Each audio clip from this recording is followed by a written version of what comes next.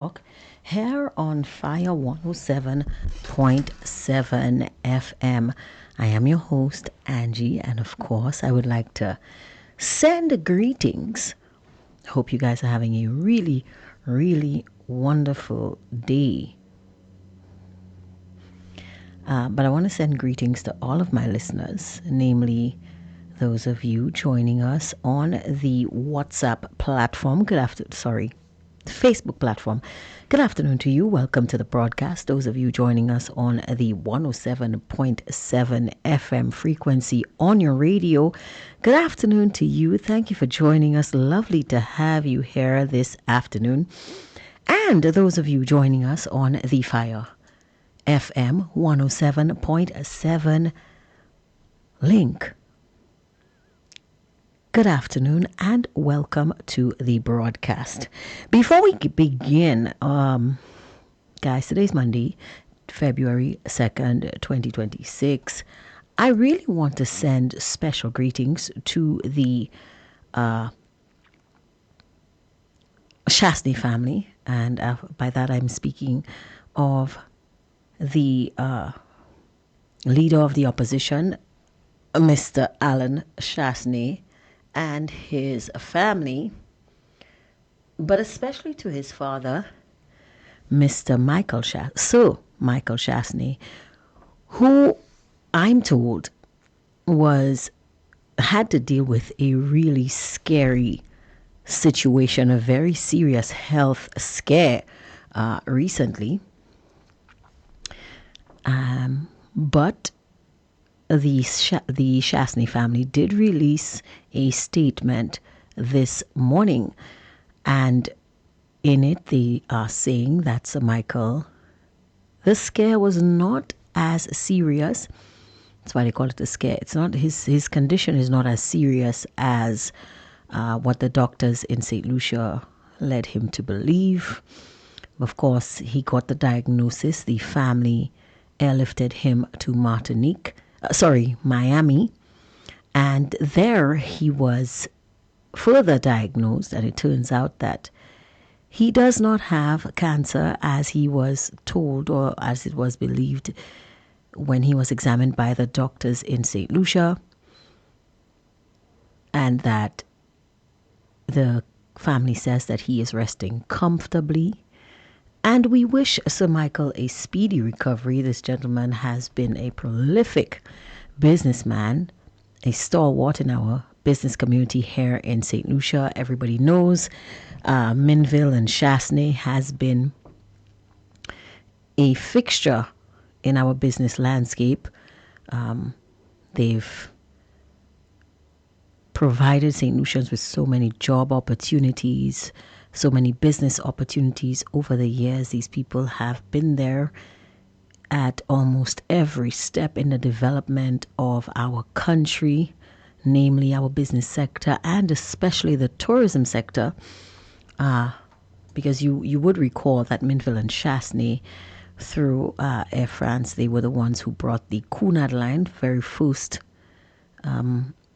cruise ship line to grace our shores.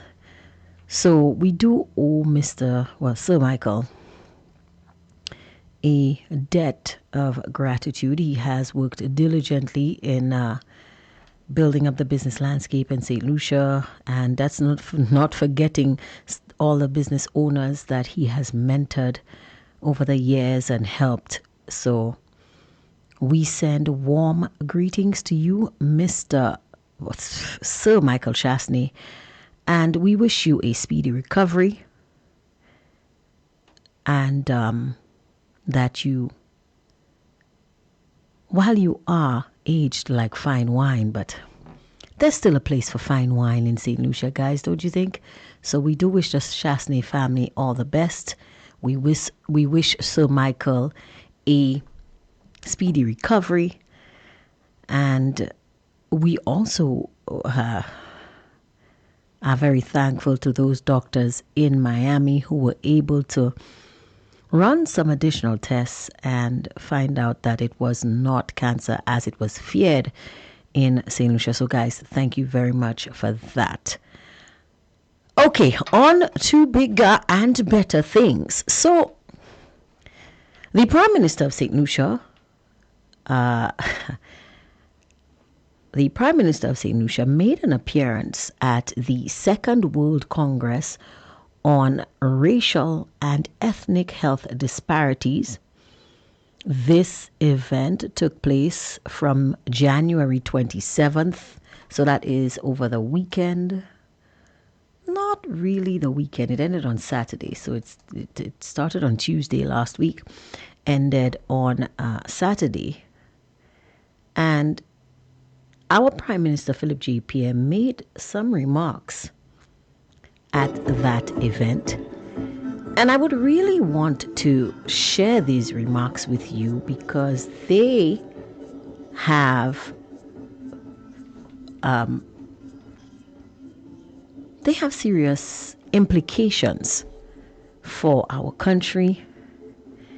And I mean, this is a forum which speaks about disparities in health, especially when it comes to racism and ethnic differences. And I say this knowing full well that this is the same Prime Minister who, during his election campaign, did not despair or desist or shy away from using racial epithets, from bringing in a veneer of racism to our politics here in St. Lucia. He and his cabinet of ministers and his party officials, they didn't shy away from playing the race card and playing it often and insistently. And so to hear his remarks, I'm very interested. I didn't get to hear this before because, there are other reasons, but I am very interested in hearing what this Prime Minister has to say about this situation, knowing full well, St. Lucians, knowing full well that it was himself and his cabinet colleagues who introduced racism into our politics. Of course, guys, we need to listen to all of the developments that take place in our country, mainly because we have a glaring lack of opposition. Through no fault of the opposition's, this is our fault. We chose not to hire a team, an opposition team. Maybe because we felt that we were quite qualified in being our own opposition. I don't know the rationale. But there we have it. We have the job and we have to get it done. And we need to ensure that the decisions that are taken on our behalf are taken with our best interests at heart. Now, I know everyone right now is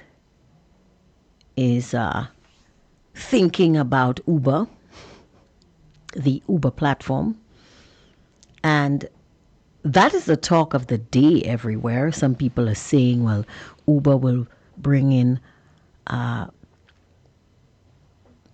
cheaper fares for locals. Some are saying no, they won't. Some are saying that they will eat into the market share of the taxi operators. Others are saying, hey, ordinary people and taxi operators need a venue, an avenue to make extra money. I am saying we have bigger and better fish to fry. So, without further ado, St. Lucia, I want to take you to the ethnic Second World Congress on Racial and Ethnic Health Disparities, where our Prime Minister, Mr. Philip J. Pierre, makes certain remarks that we should listen to and pay careful attention. I am going to give a few minutes to the Uber topic later day. Oh, somebody's telling me that I'm looking smart. Thank you. Thank you. This is an old favorite, this dress. I love it. It's one of my favorites. So, without further ado, let me take you to the Congress on Racial and Ethnic Health Disparities, where our Prime Minister Philip J. Pierre delivered some remarks. Here you go. Good morning, everyone. Thank you very much. Let me, first of all, welcome you to St. Lucia. You must have seen by now it's the most beautiful island in the world. I want to also tell you that we're very proud of Professor Cato. He's done us well. He's done St. Lucia well. And he's breaking records, and I'm sure he will continue to make St. Lucia. And our aim, our objective right now is to make St. Lucia the best place to live and work in the region. That is where that's where we are heading. We're heading to a situation where we want our country to be the best place to live and work. And that means that we have to use the expertise of people like Dr. Cato and others so that we can ensure that our people have a better quality of life and our country becomes the best place to live and work. I am in no position to speak on racial and ethnic health disparities. You in the room are best suited for that. And if I try to venture there, you may end up treating me how they treat politicians. And I don't want to be treated like a politician. This morning, I was treated like a politician for the whole of last year.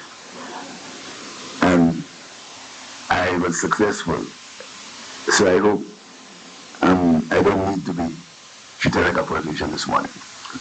Well, I have a prepared text, but if you allow me, can I just look at it? But I think I've been thinking about a few things based on your topic, racial and ethnic health disparities. And I think that I just want to share a few ideas with you. I will not be long, just a few ideas, and I hope it can serve as some fodder for your discussions. It's really a known fact that, and sometimes people don't want to use that word, but black people are the ones who suffer most in terms of disparities as far as healthcare is concerned. It's a fact. It's a fact that we have to deal with. Professor Henry Beckles, who is a professor and vice chancellor of the University of he postulates that the reason why these non-communicable diseases, NCDCs, are so common among black people, particularly among people in the region, is because of slavery. He postulates that the food that our slave ancestors ate, the food caused them to have a disposition towards these sorts of illnesses, high blood pressure, diabetes, etc. And Beckles is convinced, and he's written, and I'm sure you could find it, he's written that he thinks that is the main reason why we seem to be suffering from these illnesses. If you look at the statistics, you will see that St. Lucia has one of the highest rates of diabetes that's in the world. That has been proven, it's a fact. And you ask yourself why. And Beckles postulates that the reason why that's happened in the region is because of the food that that we eat and the food we continue to eat. So he says that if we have just a basic change in our eating habits and we start from a young age, we could help a little halt that increase in diabetes and hypertension. Now, I'm not a doctor, but I'm just telling you what he's postulated. But that isn't happening. But apart from the fact that we have a very low birth rate, in St. Lucia, our birth rate is concerning, very concerning. I mean, there are some schools where teachers teach less than 20 children. That is rather concerning. It's concerning not only now, but it's concerning for the future. And if you look at our kids, our children, you see many of them, at least to the eye, are obese. They are bigger than they ought to be. Our kids seem to be being to be bigger than they ought to have more weight than they should. And that happens again back to what they eat, because what they eat at schools is things that are not natural. A lot of processed foods and sweets and etc. So we have, apart from the fact that there is that disposition towards NCDCs, our children, by what we feed them, we are causing that to happen even more. And this will also lead to more disparities as far as our children are concerned. So we start from the point of diet, we start from the point of exercise. Most of our people cannot swim. We live in an island of water, and our people cannot swim. And I'm told that one of the best exercises is swimming. So some folks who cannot afford to go to a gym, they neither walk nor swim. But they have to go to a gym or they order gym equipment, and the gym equipment ends up as being a hanger at their home. Basic. Again, health disparities, exercise. So you find we put, because of the fact that we do not exercise, we do not eat properly, we get issues as far as our health is concerned. Again, I think that is a basic reason for disparities. Now, why is it more common in particular races? Basically because the people who seem to have more issues as far as the social and economic development of their countries and themselves happen to be our people. And that is made worse by the international body and the pressures that organizations put on us as small developing countries. We just heard that America has left the World Health Organization. So any support or help you could get from that avenue has been closed. And at the same time, we are being told by international financial institutions to have particularly certain ratios, debt to GDP ratio, fiscal rules, limit social spending. So it's a double whammy. Apart from the fact that we can't choose our friends, we are also told that you must keep to certain guidelines dictated by international financial institutions. So, if as Minister of Finance I have to borrow $40 million, which to most countries in the US, $40 million is petty cash as far as government is concerned. If I have to borrow $40 million, I have to go through a series of fiscal rules. I have to keep my expenditure as a limit, etc. Health expenditure. We've just commissioned a new hospital. And it takes, under normal circumstances, or circumstances that we need, it will cost us about $15 million to properly get our hospital furnished and ready to go. My budget cannot do it now. I don't have the fiscal space for $15 million. So I try to have a citizens by investment program, a CIP program, and I get blocked there also. I'm told that these people are terrorists, that they will cause money laundering, etc. I have to be careful. I have to even be careful what I say now, because I want to sleep in my bed tonight.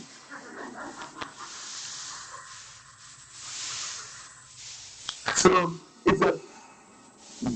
I tell you what, it's. I always say to my friends, especially when it comes to big islands, to manage a small country, 186,000 people, like St. Lucia, or like St. Vincent or Grenada, Dominica, even smaller than us. It's a task that many will never understand. Apart from the fact that we have to deal with these international issues that we have nothing to do with us. We never caused any war anywhere.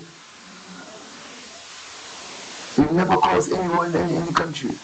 We've never, I mean, there is no solution. I make the point that we feel people. There is no solution that will ever put a bomb in his shoe and go in any plane. Never. But we have this never, I mean, the solution said, there's no solution. There are too many things he wants to do. He wants to play dominoes. So if he ain't putting no bomb in his shoe and going around mash up any place, not doing that. He wants to live, right? But we have to spend millions of dollars for security. Millions for port security because of other people's actions. So we suffer in our small islands. We suffer immensely because of other people's actions. So these disparities, apart from social and economic, they must filter down into health disparities. We have in St. Lucia, we try to have a school feeding program where we try to ensure that our kids get at least one solid nutritious meal per day. But sometimes the funders determine that you have to buy certain foods. I have no choice. So these disparities, unless we as a region can change our lifestyles, can change our thought processes.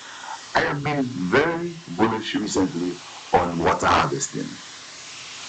I think it's come as a revelation for me. Although at my own house, I've been dealing with water harvesting for a long while. I was driving up to the coming here, and then I don't use sirens, so I see the traffic, and I'm sorry for being late because I was in the traffic. And I was saying to my guys, that in every house that we pass, there was water coming from the roof and going straight into the ground. And next to that, there was a tank collecting Moscow's water. If water is life, you must have water. Again, a health disparity is caused with a lack of adequate drinking water. A health disparity. If you could just have not only the consciousness, but the ability to change our lifestyle in that we buy a tank and use the water from the rain. You will have absolutely no drought issues. It rained last night, it rained this morning, but we have a serious drought. And when you have a serious drought, the rain that is falling from the big houses goes straight into the ground. So we need, apart from the issues that I spoke about, the fiscal issues, the idea that we have to follow fiscal rules, we have to follow the dictates of larger countries, there are things we can do as a country by changing our mindset, by changing the way we live, by making some simple changes. And I think in our water situation in St. Lucia, to solve it the conventional way, I will need about $400 million. I have to borrow it. I'm sure if we take as a policy and the country follows that policy and begin to harvest water. Not store, harvest. A big difference. What happens is that we store Wasco's water, but we do not harvest rainwater. If we can begin to harvest rainwater, I'm sure I will not have to spend $400 million on my water company. It's called Wasco. That money could be used to do other things. Whereas the issues are grave, there are certain systemic issues in the system that seem to always conspire against us. Our small size, our heritage, our history, everything seems to be conspiring. And that's why it's important that organizations like you and people like Dr. Kito bring their collective wisdom together and try to form alternative institutions that can assist people who are at the lower end of the social and economic ladder. And it takes, first of all, it takes the thought process. And I see that you're dealing with the thought process here. But we need to find ways to put these things into actionable things that they don't only remain written in journals, but we action it so that we can have an impact on the lives of the people of this country. We cannot continue to live in dual societies where one level of society seems to be advancing and the poor are getting poorer. The dispossessed are getting more dispossessed and the disparities are greater. You have to find a way to level that playing field. We speak about health disparities. The serious disparities are caused by crime and violence. When our young men get shot in gang warfare, and we seem to think, forget about them, they're killing themselves. They're not killing themselves, not only killing themselves, they go to the hospitals. In the hospitals, it costs hundreds of thousands of dollars to deal with these gunshots. Then they are crippled. You have to take care of them. You have the social welfare to take care of them. So as we may think that these guys just killing themselves, it impacts on us indirectly and do not want to pay any taxes. So we need to look at the situation in a holistic point of view. Then we have an issue with driving, again causing a disparity. Because when people drive recklessly on the road and they get injured, go to the hospital cost, they are crippled. You have to take care of them. Of course, on us. Then lifestyles, COPD, a number of young men are at their homes, young men. They have breathing problems because of their lifestyle. So we have to find a way to translate our knowledge and translate our intellect to make it real and practical for the people of these countries. So I want to urge you, I want to urge the intellectual power in that room to see if we can take it away from only in the paper and bring it to reality. And I want to offer St. Lucia as, I want to say guinea pig, but as a place where we can bring these things to light. You understand? Because there is enough talent, there is enough knowledge for us to be able to cause the people of our countries to live better. We can do it. We'll survive the worst of the worst. We've survived. We have some of the best intellect in the world, in that part of the world. We have the wealth of countries in Africa. We have the wealth. In St. Lucia, I know you must have known, there are two guys who become Nobel laureates. Children. And there are many more who Will reach there. Who can reach there? There's Keith Lawrence and there's Winston Paris. There are many men and women who blaze the trail. We need to convert that into practicality and convert it to make our people better, to improve the lives of the people. I'm just a humble politician offering to create the environment for people like you to excel. I haven't got the capabilities to do like you. But what I have is I have the will. I have the will. And I want to create the space and the environment for you to bring your intellectual power to improve the lives of the people of that region. I thank you very much. Well, tell us more about the hospital in terms. Okay, at the risk of being thrown off my own show, I think I better stop here. I wanted, uh, I wanted a particular aspect of that speech to be highlighted, but the messages that I am getting on my I'm so sorry. I don't mean to laugh, but I I am getting so many messages. Somebody on my private somebody on my private WhatsApp is saying to me, "Would you do you want me to get angry at you? Why are you playing this?" And then on the what and the listen, the messages on the Facebook platform have kept going from bad to worse. Let me read a few of them for you. So somebody's saying, "What a big joker." Another one says, "People, please teach him to harvest pronunciation." Another is saying, "This PM needs speech therapy."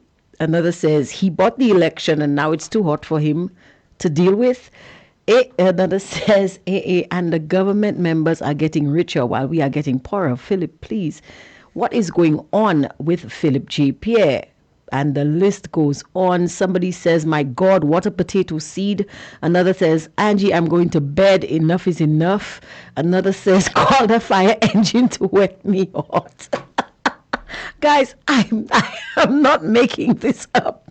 This is what is going on in the chat room on Facebook. Somebody says, "Angie, no comma, no full stop. What nonsense are we listening? You don't like us, Angie."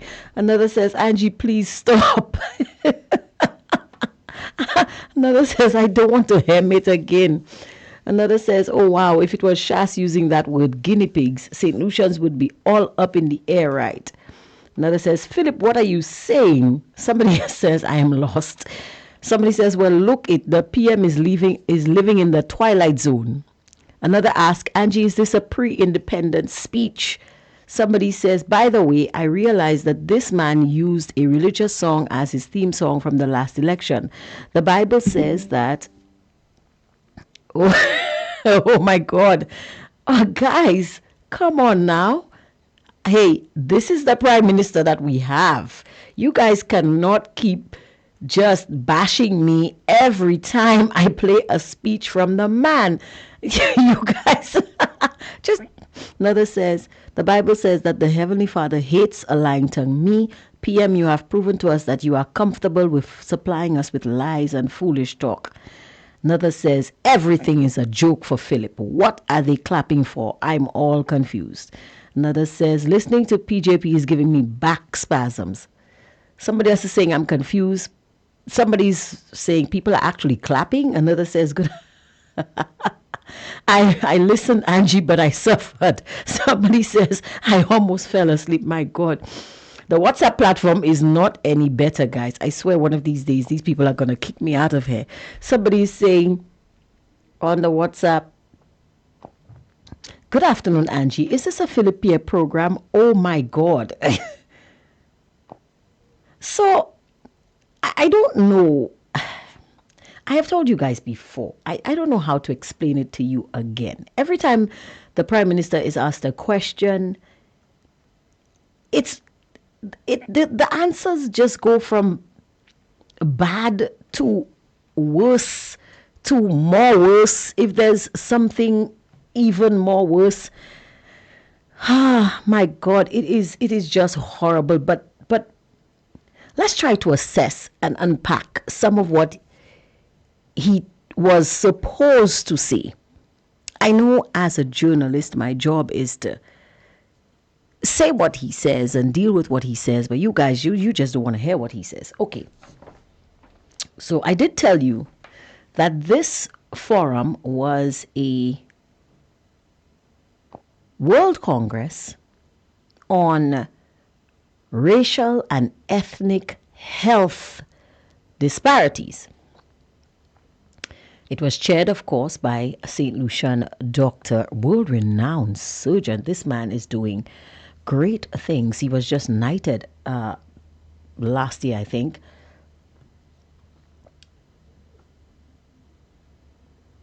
Oh my God. Well, somebody sent me something nice. It's all those things that you guys were saying. I'm going to read it out just because. Somebody says, "Good day.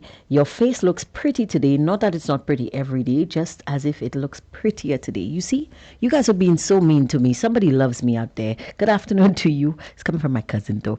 Good afternoon to you, Dosha. Hope you're having a wonderful day. Oh my God. So,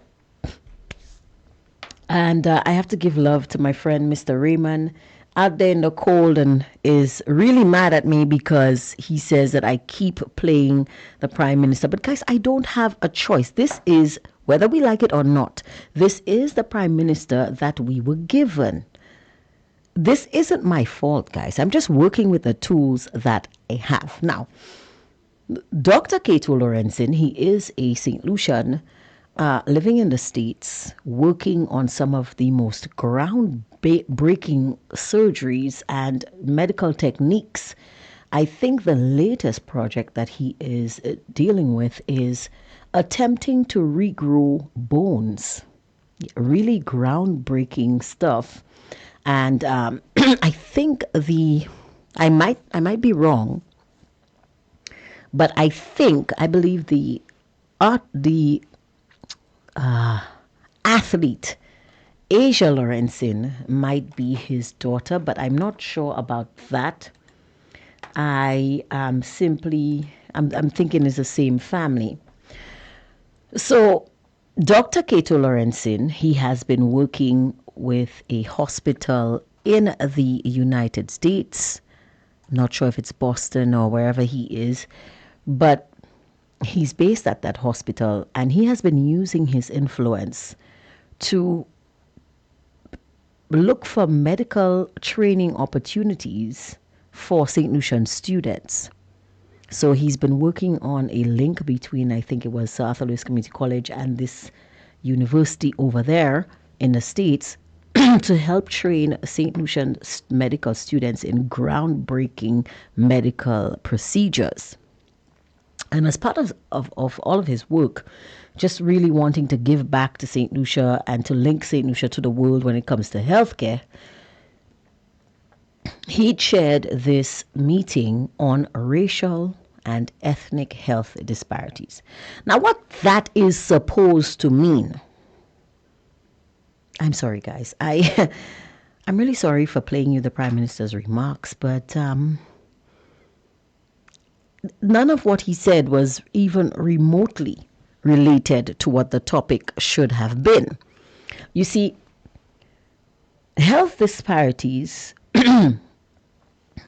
among racial and ethnic groups simply talks about the way people are treated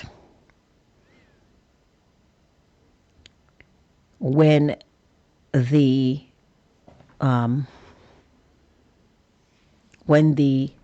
fall ill.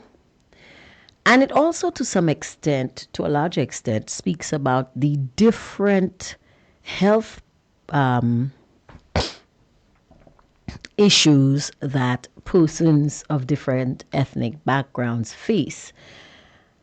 But it has nothing to do with accidents. It has nothing to do with water harvesting. It has nothing to do with the World Bank putting different sanctions or limitations in place for borrowing when it comes to small island developing states. But for some reason,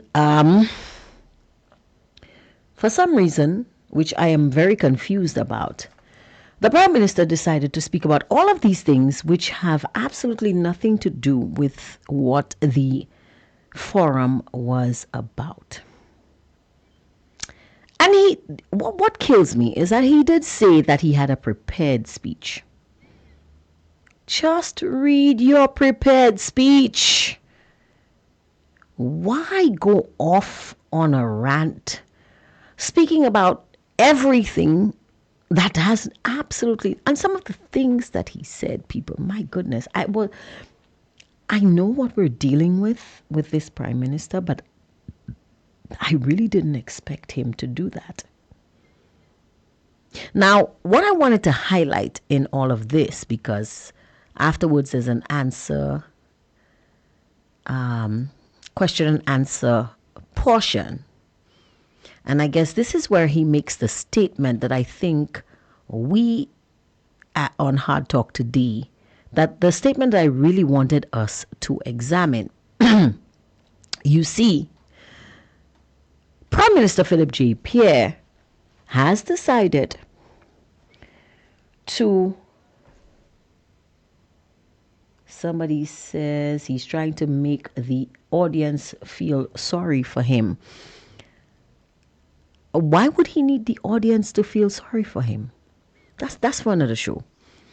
But Prime Minister Philip J. Pierre made an announcement, and that announcement is that St. Lucian students will no longer be eligible or be allowed to study in Cuba. Somebody saying, Angie, that was the man's preamble. The speech is yet to come. Well, I don't think my audience wants the speech, so I'm just going to say it for him. So, yes, so the important part of all of what the Prime Minister said there, which he didn't get to say because, honestly, I would have had a riot on my hands if I had let him speak 2 minutes more, is that St. Lucian students, health students, by the way, will no longer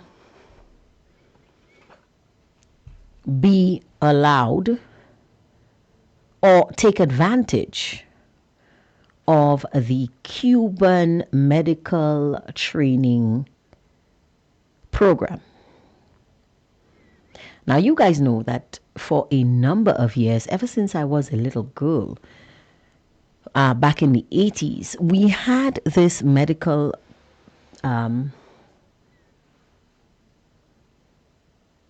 somebody's saying, poor job for your Prime Minister. That's the best you guys have. Oh my God. Don't rub it in. That's just so wrong. So guys, you know that for the past 40 years, the Cuban Medical Mission has operated in the OECS.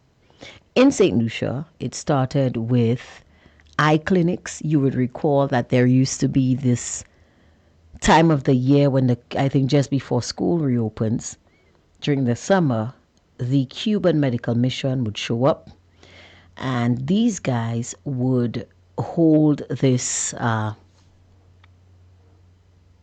mass screening for eye issues, and they would provide glasses and interventions for persons who needed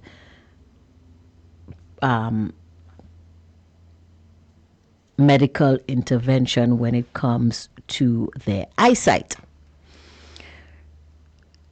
Now, the Prime Minister is saying that because of diplomatic pressures from the United States government. St. Lucia unfortunately has to bow out from the Cuban medical mission. Now, also, guys, you would recall that Cuban doctors and nurses have provided a very important service to our country. You know that there is a serious lack of doctors and nurses in St. Lucia. And those doctors and nurses, our nurses, are being employed by the bigger countries, getting paid in foreign currency, making twice, almost 3 times what they make here. And they are moving on to greener pastures. This has created a huge disparity, not the kind the Prime Minister was speaking about, because I don't understand how this is racial and ethnic disparities in health. But the Prime Minister would talk about accidents causing a anyway, that's for another show. So those Cuban doctors and nurses, they have been filling in the blanks in our healthcare system for decades, right? Over 4 decades. The Cuban medical mission has provided us with specialists, especially when it comes to eye care, when it comes to obstetrics, that is taking care of the feet. You know, we have a lot of issues with non-communicable diseases, NCDs. There's only one D in non-communicable disease. I don't know where the other D came from. The other C came from, because he was saying NCDCs. I don't know if he was talking about the CDCs in Castries, but he was supposed to say NCDs.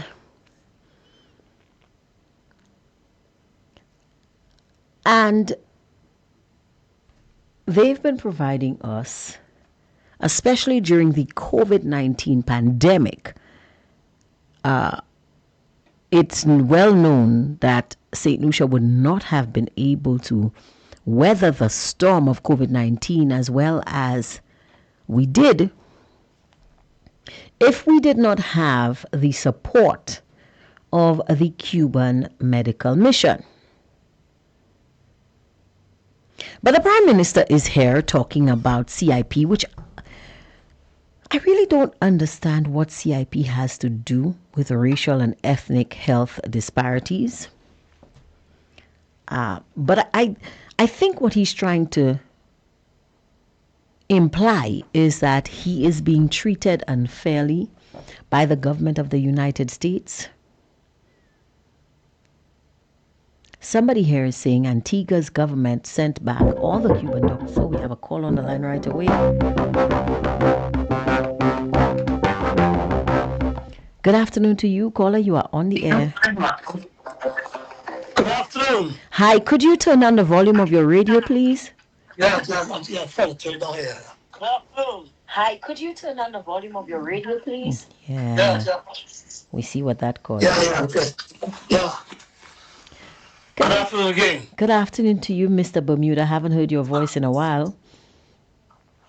I decided that I'm not going to defend the great man. I decided I'm only going to call the talk shows. I'm not going to defend solutions. I'm going to defend the great man, the world's best and greatest leader, visionary leader, Sir Alan Michael Shaftesbury. Mm-hmm. I heard the Prime Minister talking about these students where the youngsters going to train, they're going to do this, they're going to do that, they're going to do the next. Mm-hmm. Do you all remember the world's greatest leader, Sir Alan Michael Shaftesbury, saying, down in Beaufort, there'll be 3 hospitals. Yeah, yes. The new one, Mm-hmm.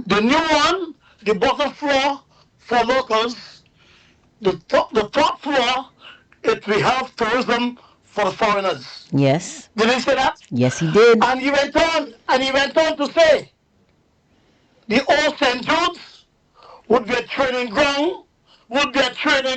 In fact, he used the word university hospital. That is the term that he used. Okay. You embedded. You give me a 10 now. I was going to get a 9. Now you gave me a 10. Yes. Okay. That will show you how he was using the old hospital to get to train doctors. He was going to bring doctors from the K1 or somewhere, and they're going to train doctors and nurses at the old hospital. Now this is 10 years later. The 16 brats they having there. They have there. I say all the time. You put all of them together, they cannot make one so other like a Shasti. The trouble that he's going through right now, let me tell you the truth. I love it. I love the trouble he's going through there. I only hope that Trump bring on the hammer harder. But I still have to say this. The great man Sir Alan Megashasti will have something in place in the long time. 10 years ago. Yep. Okay? Don't forget that, you know. I don't forget that. We have not forgotten. We have not forgotten. I haven't heard anybody mention that. I haven't heard it. The man made that statement during a few days, now a week. I haven't heard anybody mention that. The man ahead of the clock, ahead of the 8 ball. 10 years ago, the man said, listen, bottom floor is for the locals. Top floor helps tourism for foreigners. And the old hospital, we're gonna train doctors and nurses over there. Could you beat that? Could you beat that? You don't send a boy to do a man's job. Those guys are boys. They ain't got a clue. Everything they touch turns to caca.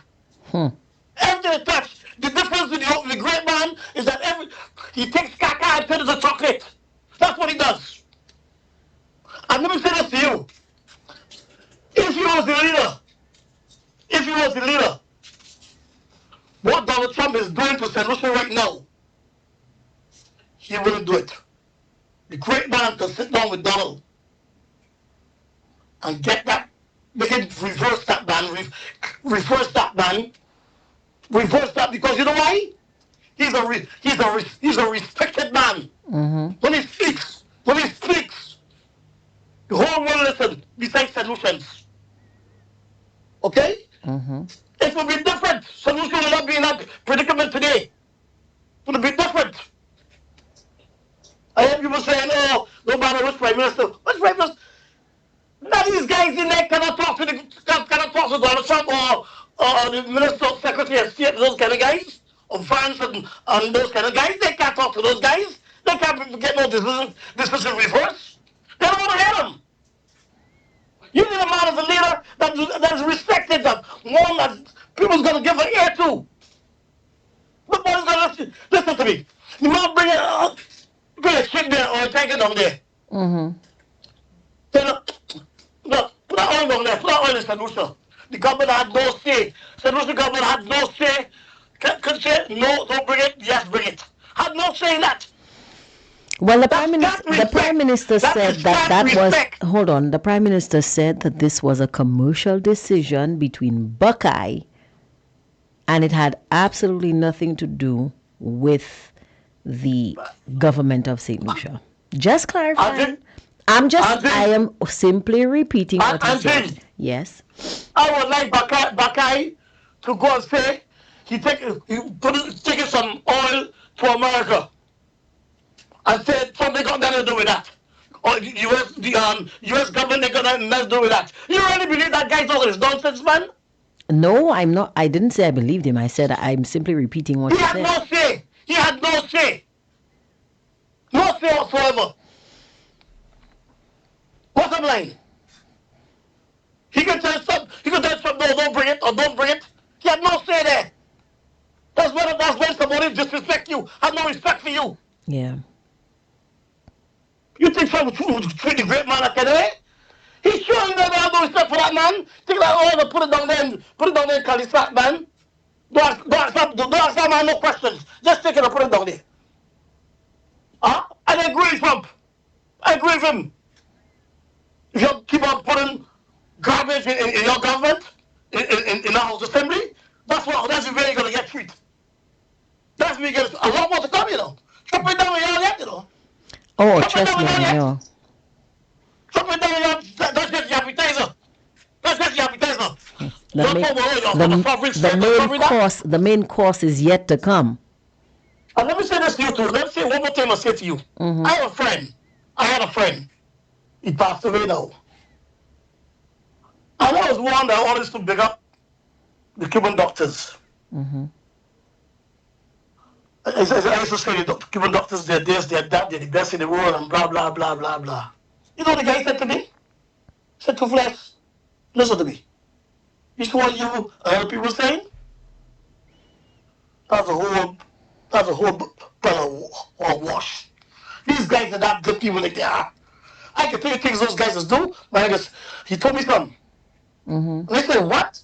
He told me something, but which I will not say on the air. He told me something. I said, man, those guys do that for true. You see, I'm telling you, the guy passed away about 3 or 4 years now. The guy said, these guys just have a day and people believe you come from Cuba, you're good, you're good. That ain't true. These guys ain't all that. He told me that. He said he'd rather go to he told me he'd rather go to Colombia. I think he said to be Colombia or Mexico. He said I don't want to go to those guys. I don't want to go to no Cuba. He told me that. Anyhow, I'm back to it again. The great man was there, so I don't make a shot there. As I said the last time I called, the only body could turn solution around with Trump, with the US government, is the great man. No, only St. Lucia, the Caribbean, the Caribbean, the Caribbean. The only person they respect down here is Sir Alan Michael Shasta. You could take that and cash that in any bank you like. They listen But to the rest, I mean, although the lady in Trinidad, she got a little blah there, but she ain't got no pull she ain't got no pull as young people say in Bermuda, like the great man. well, I That mean, great man is something else. you are aware that he is the president of the Caribbean Democratic Union and the vice chairman of the International Democratic Union. I think he's the only leader in the OECS to ever. Yes, I do know that. Yeah. And do you know also that whenever the IMF and the World Bank having a real meeting, they invite him? Well, there you go. Do you know that? So it's obvious this gentleman is no laughing matter. Anybody can look at Shasta laughing. You guys see the man's class? You guys see this man? Listen to me. My Belgian friends tell me. My Belgian friends tell me all the time. Your vote clear over Shasta. Just just look at the man. You can see the man's a class, the man's a ruler, the man's a leader. Look at Shasta alone. Look at Shasta, and you can see. You can just look at the man. You can see. Red Charles can see that, but you all can't see that. Good for moguls going all the time. What do you expect? If you put garbage in the House Assembly, garbage going to come through the windows and doors all the time. That's what y'all continue doing. Okay? I'm doing it. I ain't defending y'all. I'm defending the great man. When we done the politics, that's when I stop talking the talk shows. Until then, I ain't talking for no solution. I'm talking for the great man. I don't know talk for him. I know I talk for him. The man's brilliant. He's a genius. Yeah. I don't be surprised. I have to be another laureate. I have to be the next laureate. That man, I'll make a Shasta. You don't feel that man easy? That man, Elon Musk, Bill Gates, what's the other guy named? At a president meeting, make them pull the beard, that guy was, oh God, he had the airline there in St. Lucia. He put on his airline. What's his name now, oh God? Richard Branson. Talk about Richard Branson. Let me say this to you. Richard Branson came to the great man when he was prime minister with a so-called deal. The great man said, nah, I don't want that. I don't want that. Branson said to himself, okay, you don't want that? Okay. That other government coming in, they go take it. The other government, PNM came in, the Mongols guy came in, and he put the offer to them, and they snatched it. And you're speaking of course, Virgin Atlantic. Thank you very much. Virgin Atlantic, that's right. And they snatched it. And a month or 2 months later, Virgin Atlantic pulled out, and they left. Thank you very much. And I don't think they refunded our money. Our seven hundred and Only fifty for what? thousand You know dollars. what he did with that money? You know what he did with that money? He took a trip to the moon with Elon Musk. And just after that, hold on, listen to the rest. I have the record, I have the video here on my phone. Just after that, he invited the great man to a meeting with all the billionaires of the world. The great man said, when he told them, take out the pen. Take out the pen. You saw that one? No, I And when the haven't. man finished speaking, you could drop a feather on the floor. I heard when it dropped. But y'all like garbage, y'all don't like that. Y'all don't like that for class, y'all don't like class. We folks so out of like a Saturday. So you ain't going nowhere. You're gonna talk to the calls, come home. So you ain't going nowhere. Nowhere. Nowhere. You have to make it 19. Because all them put together cannot make one star of Michael Shasty. Let me tell you something. That man has told me things. That man has told me things. Years before it happened, you know. Years before it happened. I said, hey, what kind of man is he, bro? What kind of man is he? You think that man is he? You don't know what you got, you know. You don't know what you got. But the international world knows. The Beijing knows. Listen, the whole world knows what I got. That man got offered jobs. Jobs in Bermuda and all. In yes, Bermuda. Turned it down. Sweden turned it down. Turned it down. So you must interview the man, you know, Angie. Yeah. You must interview the great man, you know. That man's a Brian Lara, you know. Brian Lara slash Viv Richards, you know. Slash Gary Summers. That man is easy. Yeah. And that's a man that deals with anybody, including man in the street. That's a man that plays with anybody. Man, listen to me. The man, listen to me. That man is the real deal. He walks with rough rats. I say rough rats. Yes, you heard me. Plays with rough rats. Kings, priests, princesses, presidents. That's the class of the man. And still has the common touch. That's what I'm talking about. You have a nice day. Thank you very much for that. Guys, of course, you know the voice. I don't have to introduce the caller, Mr. Bermuda, a very critical gentleman when it comes to St. Lucian politics, but what he said was not wrong. Let's go now back to the Facebook platform. Somebody is saying Antigua's government sent back all Cuban doctors and nurses and brought in African doctors and nurses. Another says if the Prime Minister continues with a speech like that, he might soon be impeached. Another says, Angie, there's a past teacher who said that PJP should be the Prime Minister of the OECS because everybody copies from him. Can you believe someone said that? I want to say I wouldn't believe it, but I think I know where it came from. So, Lord. Somebody says, I deem PJP's speech as verbal abuse to our heirs.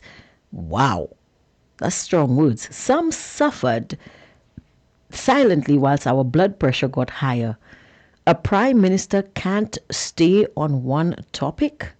Another person says, so true. Another says, the main source and reason for the Cuba St. Lucia fiasco is Philip Jean-Pierre, but actually his name is Philip G. Pierre. Another person says, the reason why we find ourselves in that mess in St. Lucia is because of that so-called prime minister and that CIP issue. If Chasney was our prime minister, we would have never been in that mess. Trump is putting pressure on St. Lucia because of the SLP. He can see that they are trying to remove democracy in our country. SLP ministers and supporters know Philip has no prime minister qualities, but they are supporting him because he allowed them to do all of their corruption. Our country is sinking.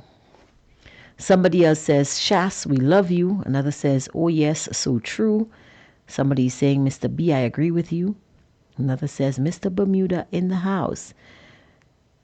Another says, that's right. Somebody's asking, did Mr. Bermuda come down to vote? I have no idea. Somebody says, Bermuda, I am in agreement with you. Give them the real facts. Another said, I died with laughter when I heard mate saying that rubbish. Now, you might say that the speech was rubbish. But guys, this is the Prime Minister that we have. And while you may not like the words that are coming out of his mouth, you have to understand that majority rules. And apparently, or so it seems, the majority ruled that they wanted to hear this rubbish. Yes, so as you can see, the Prime Minister was asked to speak on racial and ethnic disparities in the health sector. Yet he went off on a rant. He did say that he had a prepared speech, which he actually should have read. But instead of reading the speech that was prepared, that most probably would enlighten the public and the people that were gathered about the disparities in health in our region, because we all know that just in St. Lucia we're made of several ethnic groups, a diverse amount of ethnic groups, and that situation situation is mirrored everywhere in the Caribbean, throughout the entire region, in the OECS, outside of the OECS, Greater Antilles, Lesser Antilles. We are a melting pot of different ethnic and racial groups. And the speech would have given, I'm hoping, a diverse look at the racial disparities affecting the health disparities affecting different racial and ethnic groups. Instead, the Prime Minister was talking about rainwater. What is it with this man and rainwater harvesting? What is his deal? I really don't understand. This man keeps on and on about Wasco and about rainwater harvesting. Is the Prime Minister going around to people's houses to examine their pipes to see where they are storing water from, what source they are storing water from? Look, dude, I'm sorry to refer to a Prime Minister of the country as dude, but Mr. Prime Minister, if you care about rainwater harvesting so much, here's a thought. How about you donate maybe $10,000 or $20,000 water tanks to Wasco so that they can engage in rainwater harvesting? And please, I am sick to death of hearing you talk about this just ridiculous issue, asking the public to do Wasco's job. This is not something you should come out there and talk about. What we want to know is, why are we still paying the 2.5 health and security levy that was supposed to be a temporary tax that was supposed to last for only 2 years? It's been 5 years. Why are we still paying this tax? This is what we want to know. Second of all, we want to know, what is your foreign policy? Because there are other things that you can do besides rolling over and playing dead every time Donald Trump looks in your direction. What is your foreign policy? What are you going to do? What moves are you going to make?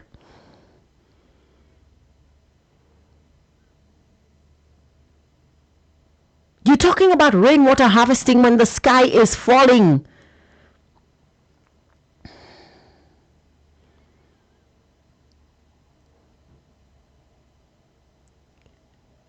The price of fuel in St. Lucia remains artificially high because you have suspended the fuel pass-through mechanism and have capped the price of fuel at the highest in the OECS. What are you going to do about that? Everybody, stop talking about rainwater harvesting. Seriously, stop it. Because this is embarrassing. This is a contingent of doctors and healthcare professionals from around the world,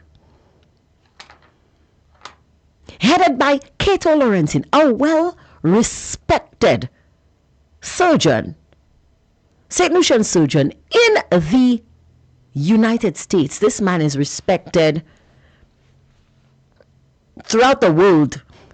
And this man is coming here to introduce his health colleagues to his country, to his people, to his prime minister.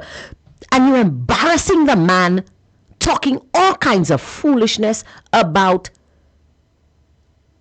the World Bank putting restrictions on your borrowing.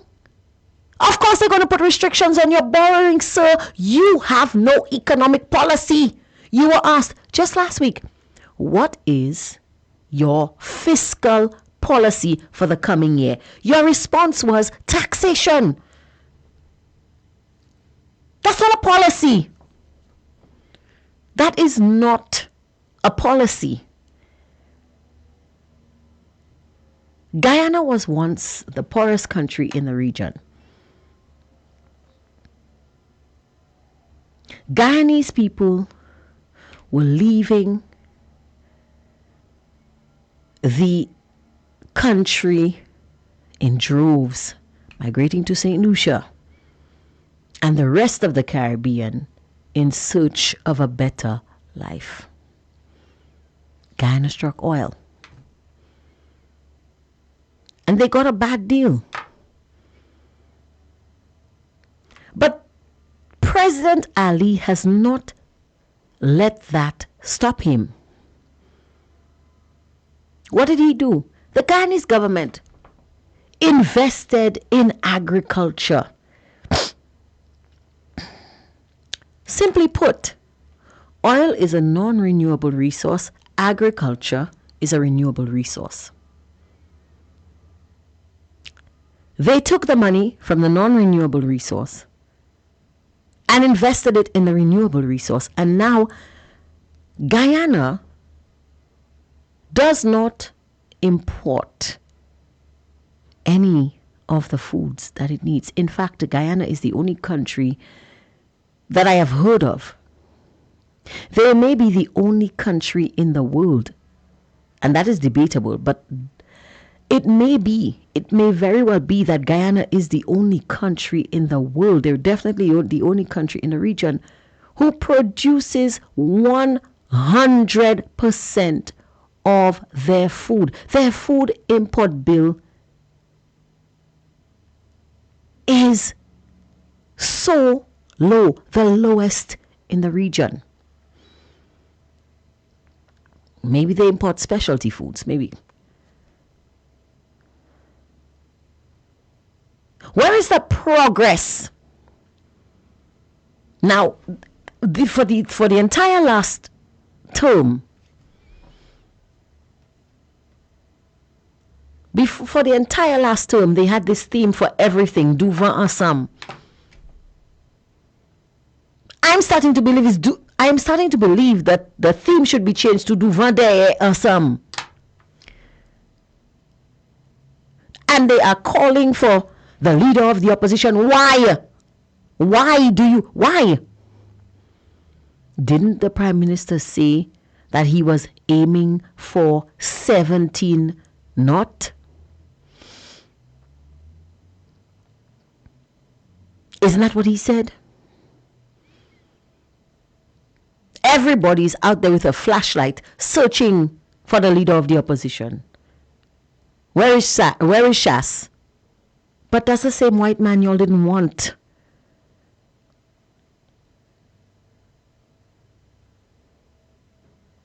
You've come here to this forum, a serious forum, and you're begging healthcare professionals to feel sorry for you because of CIP. You don't have money, so you tried to do a CIP, and now what?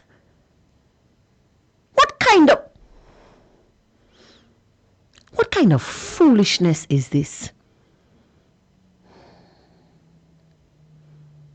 What kind of foolishness is this?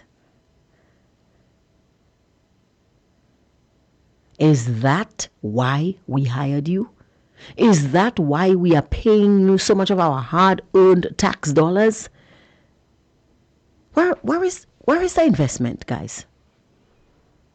Where are the markets?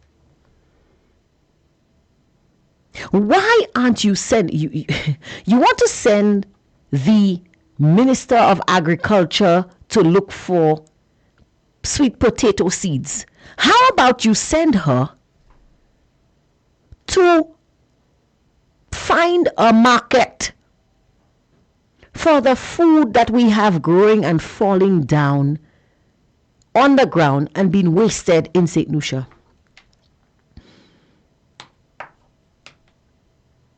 How about that? Wouldn't that be a better use of our taxpayer dollars? Because if it is that the Minister of Agriculture has gone off somewhere and she's coming back and say, guys, listen, we have a deal for us to send our watergrass to this country because they need it as to make feed for rabbits. Everybody would be happy. That is a fiscal policy.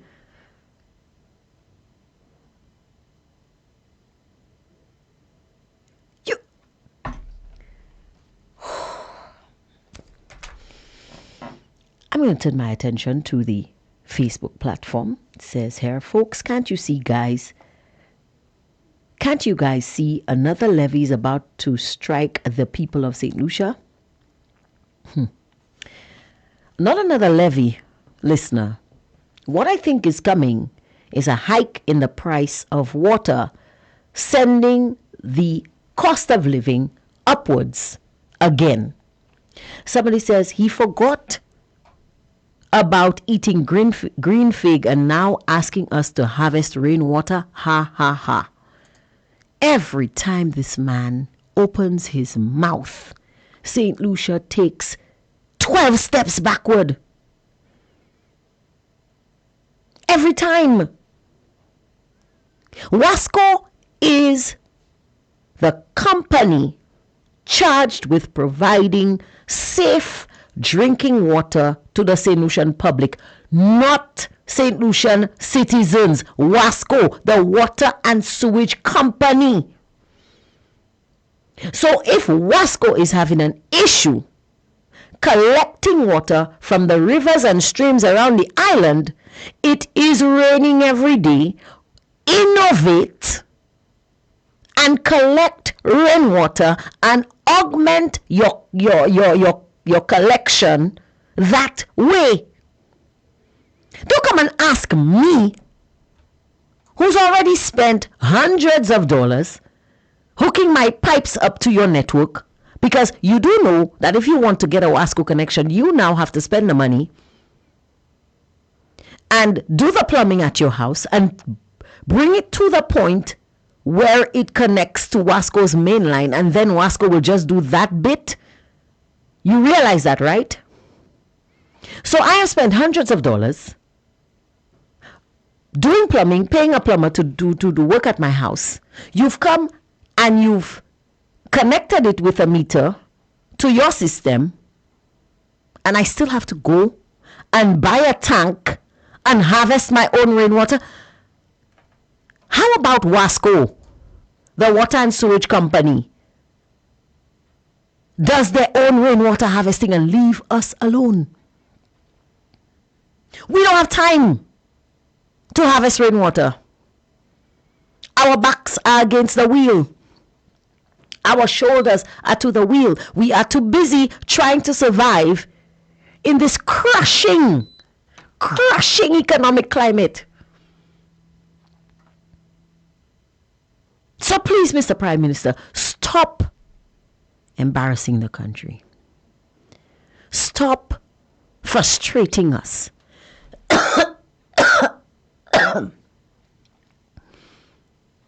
Stop going everywhere like a crazy person stuck on a broken record talking about rainwater harvesting this and rainwater harvesting that. So if they call you to a meeting at the UN to talk about foreign policy, will you go there and tell the people about rainwater harvesting too? Is that all you have on your mind? You're talking about people have tanks, have storing rascals. So please, enough.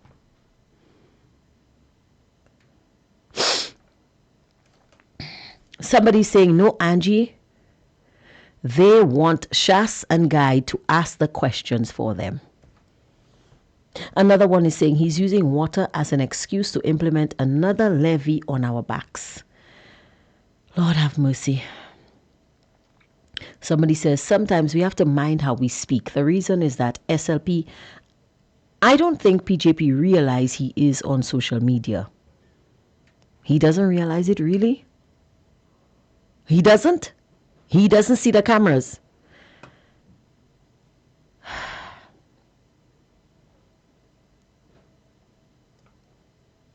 Somebody says, Shas, you are the best and will remain the best. Another says, Angie, PJP don't know what to do or say. Somebody else is saying, Angie, you alone are asking the real questions and you're getting frustrated before getting an answer. What a world. Another says, now the Guyanese government is begging their people to come back home. The government is giving them free land to build. Yes. Somebody says, tell PJP to call Shas for help. LOL. Another says, Veti. Another says, hello, Angie. I thought that this was a casual tete-a-tete with friends at a Soufre watering hole. No, sir. This speech came from the Second World Congress on racial and ethnic health disparities. But the Prime Minister is talking about how people in accidents are causing disparities on the roads.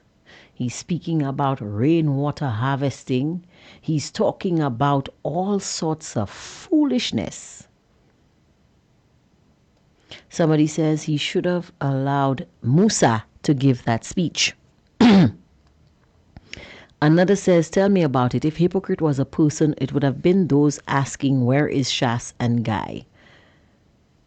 Somebody says, tell it to them, my Angie. Somebody's asking, is he sending her in heels? Guys, no, seriously, we are laughing here, but this is really ridiculous. It is ridiculous. It is too ridiculous for words. It is too ridiculous for words. This is a health forum. You come into a health forum to tell people about NCDCs. What is NCDC? What is that? I mean, I understand that the Prime Minister will not know everything.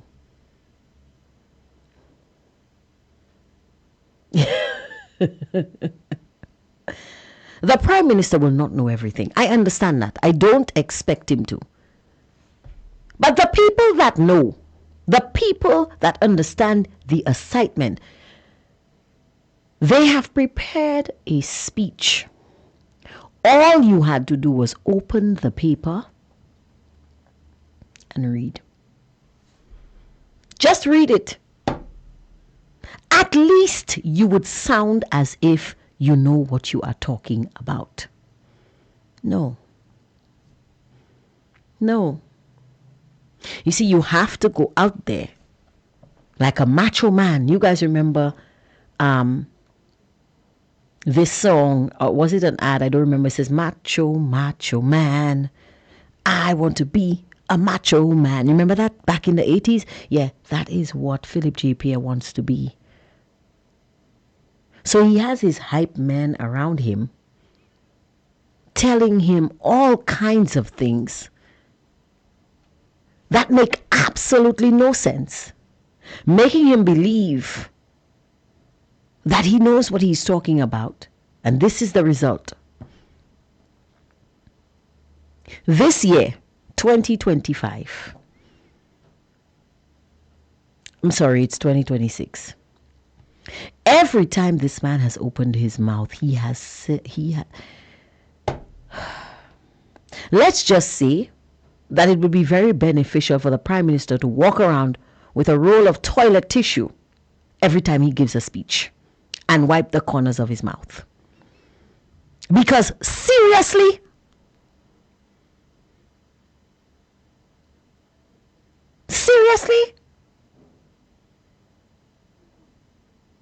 I didn't think the buffoonery could get any worse.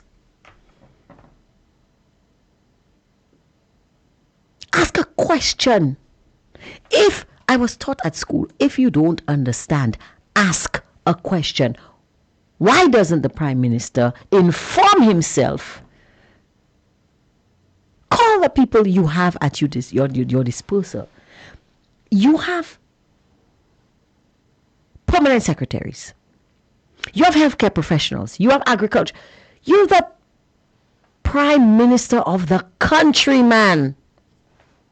What you don't know, there are people who know. Ask a question. Don't go out there sounding like a crazy person. This is ridiculous.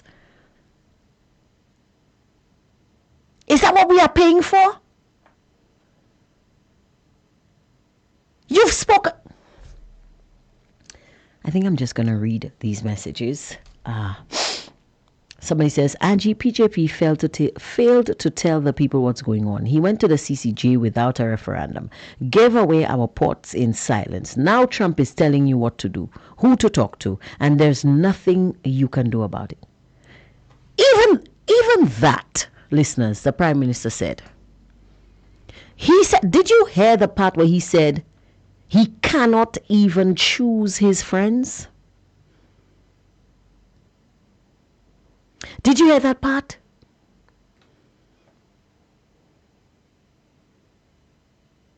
Did you hear that part? We have a message on the WhatsApp platform. Let me read that. Good afternoon, Angie. On Friday, I spoke about lack of specialist doctors and medical scholarships benefiting us, being beneficial to us as a nation. Now the scholarship aspect has been removed. Angie, all I could say is St. Lucia was referred to as a developing third world island, but I can simply say that St. Lucia is moving backwards and coined as underdeveloping 10th world island, in my opinion, with Philip J. Pierre. I really wish I could refute that statement, but I can't. What can I say? What can I say? What can I say? I can say nothing. We have a Prime Minister. Guys, I wish it was a situation. The Prime Minister once said that persons called him autistic. I'm not condoning that statement. If the man is not autistic, we shouldn't call him autistic. But Mr. Prime Minister, and this is advice that I give to everyone, if someone is pointing a gun at you, please do not put bullets in it. Because when you go to this forum and you say the things that you say, how can I in good conscience say to someone that you are not autistic? How do I do that? How do I defend you? Because, so, I don't know if you realize, but if it looks like a duck, it walks like a duck, it has feathers and it quacks, guess what it is? A duck.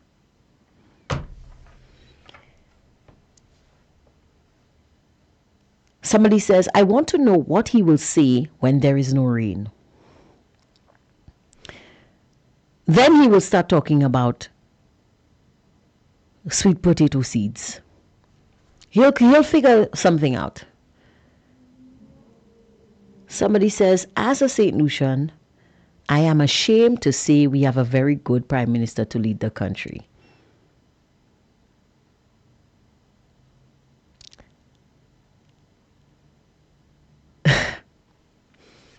Somebody is saying, you can't plant corn and expect to reap tomatoes.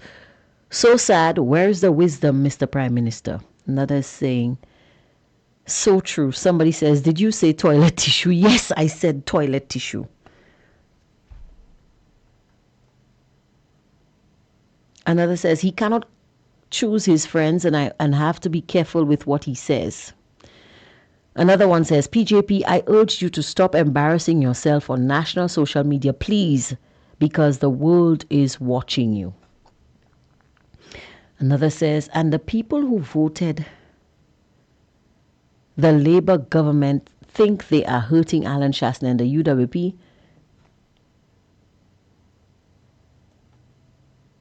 They will understand one day that paying people to vote is not the right thing to do. Another is saying, pressure burst pipe, Labour in hot waters, PM is a genius in Majid. I have no idea what that means, but I think this person is being very sarcastic. Somebody says, St. Lucia is on the brink of bankruptcy and all we are going to get is excuses. Guys, I don't even think we're going to get excuses. I'm going to be honest with you. Because I honestly don't think that Philip JPA has a clue. I don't think this man has a clue. Because send Philip JPA to speak to people in the community, he speaks absolute rubbish. Send him to a pre-cabinet press briefing and ask him questions, another set of rubbish. Send him to a forum on health and racial and ethnic disparities on health, even more rubbish.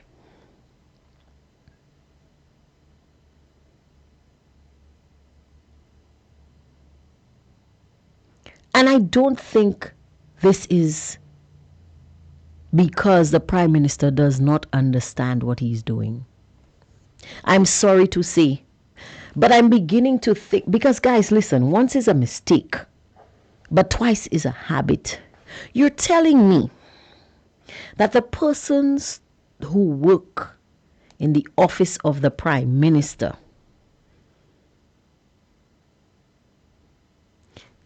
they do not advise him? You're telling me that these individuals don't say to the Prime Minister, sir, you have to speak on this topic. Here are the talking points. This is what St. Lucia is going through. So you're telling me the Prime Minister does, okay, you had to go to this forum on racial and ethnic health disparities. Am I to believe that the Prime Minister did not have a meeting with the CMO? He didn't have a meeting with the St. Lucia Medical and Dental Association?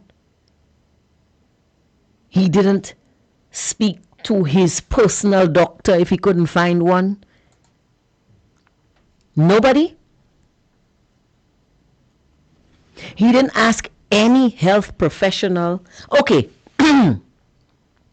He didn't have a conversation with Dr. Harak Singh. She's right there in his office. She's right there in his office. So he didn't call her up and say, listen, Dr. Harak Singh, I am going to this meeting. What should I say? What should I talk about? Nothing. She is the minister in his office.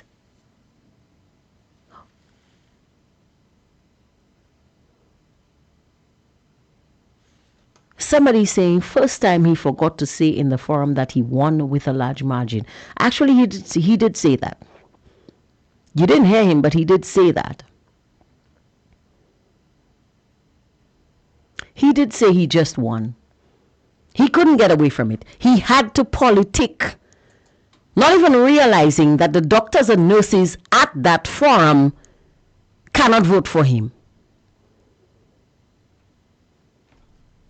You're going to a forum on racial and ethnic health disparities. You have a doctor, a trained doctor in your office. Where was Chandra Lee Harak Singh? Why wasn't she consulted before the Prime Minister went and made this? Lord, I don't even want to say what he made of himself. Somebody's asking that's if she knows for herself, Angie. Well, she should know. She should know because she is a medical professional and she spent years working in the community, and that community is very diverse because they have different racial and ethnic groups over there. Good afternoon to you, caller. You are on the air. Hello. Good afternoon to you, Miss Angie. How are you doing? That doesn't answer your question. I don't know what will. I wanted to call you earlier to force you to take a deep breath, but it was a bit of an inconvenience. But did I hear also this Prime Minister say refer to WASCO as my company? That's what he said. At this point, it is his company because most of the upper echelons of WASCO are political employees, political appointees. And a great many of them have been appointed by the Labour Party. So yes, WASCO is an SLP company. Exactly. And he's absolutely right. I mean, but like I said before, he's letting the cat out of the bag without recognizing. But we all know that this is his company already. Now he's just unwillingly admitting it or letting the cat out of the bag. Honestly, the only difference I see between this Prime Minister and a conman is that the conman is known for going to prison and he may have had killed people. But other than that, I don't see much difference between the two. And another thing, I think he's playing a stall tactic as well because he knows that the US president is not there for much longer. So in the next 2 years, Trump is not going to be there. So there's a chance that a lot of these things will be repealed. So I believe he's banking on that. Hold on. Mm-hmm. Just because a U.S. president leaves office, that doesn't mean that the laws and policies that he puts in place has to be repealed, you know. Because I will have you know. However, hold on. I will have you know that there are laws on the books of the United States since England colonized it that are still there. And it's the same for St. Lucia, and it is the same for every country that is around the world. Listen, the Prime Minister came, simple example. Do you recall when the Prime Minister said that he will be giving persons who've been living on land for 30 years. He's going to give them the land for free. Okay, but are you aware? Are you aware? Just to interject, I was about 14 years old or 13 years old when I learned that, and that was in primary school. Okay. So you can imagine. So let me tell you something about that law. Are you aware that this is a law that was on the books of St. Lucia when St. Lucia was ruled by the French? That's when that law was introduced. That is part of the civil code of St. Lucia. This man did nothing. All he did was went back to the law books and read a law that was already on the books that people had forgotten about. And everybody clapped. It's like we go to fish You the one who actually got a good catch. I picked it up and to go pose to take a photo with it. And everybody thinks it's you, the fisherman. Yep. That's all there is to it. And even one of the how do you call it? The ideas of the UWP leading up to the election, when the UWP started announcing their ideas, revealing their ideas or whatever, he jumped the line and he went ahead and did it. And he took the price for it. But it was his idea. But this thing that he keeps saying, we want St. Lucia to be the best place to live and work. Alan Shasney is the one who kept saying that. That was the theme for the UWP campaign that past election. I clenched when he said that, I mean, honestly, I clenched my teeth for it. That was the theme for the UWP's campaign for the 2025 election. Oh, yes. Let St. Lucia be the best place to live and work. Except the SLPs. The worst thing is they believe the nonsense so much. Even, I think, I want to say that even if the memory serves them right, they would go back to the original person who said it, and then still hear their own voices saying it, rather than the person who originally said it. Mm-hmm. I know, you know what? Another thing I mean, it's a little bit off, but I want to ask you, do you know why the former Prime Minister St. Vincent said what he said about Alan Shasney? No, I don't. He said Alan Shasney was the worst Prime Minister in the century, right? That's what he said. He said that simply because of what Shasney was saying about CARICOM. Because Shasney pretty much bashed all of them, saying that we are all members of CARICOM, and CARICOM is like a paper tiger, in other words. So what are we doing with CARICOM? We should get rid of it. What he said was the integration that CARICOM was supposed to achieve among the small islands of the OECS, they have surpassed CARICOM by far. CARICOM, they have to understand, or they have to accept that CARICOM is not serving its purpose, and if the gentleman is saying that, yes. But CARICOM is not so. Listen, look at what is happening. Okay, let's talk about this Cuban doctor issue. The Cuban Medical Mission serves CARICOM. Every CARICOM country. Cuba may not be a part of CARICOM, but the Cuban Medical Mission serves every island in CARICOM, and Donald Trump comes and says, get rid of it. Not that he is sending us American doctors and nurses, he's actually poaching our doctors and nurses for his country. And he is saying to us, I have taken away all of your trained medical professionals, but you cannot go to Cuba, which is the closest source. The neighboring country. And CARICOM said, where that you doing me? And they went ahead with it. None of them said no. None of them said no. No. We're not. You want us to get rid of Cuba? Fine. Send our doctors and nurses back home. Give us an alternative. None of them said that. Nobody said anything. Everybody said, where that you telling us? Where? And they just turn around and say, Chairman. Yeah. And they went ahead with it. So CARICOM is supposed to be the body. We all come together and we say, Gassa, you see that nonsense you're telling us there? Stay in your section.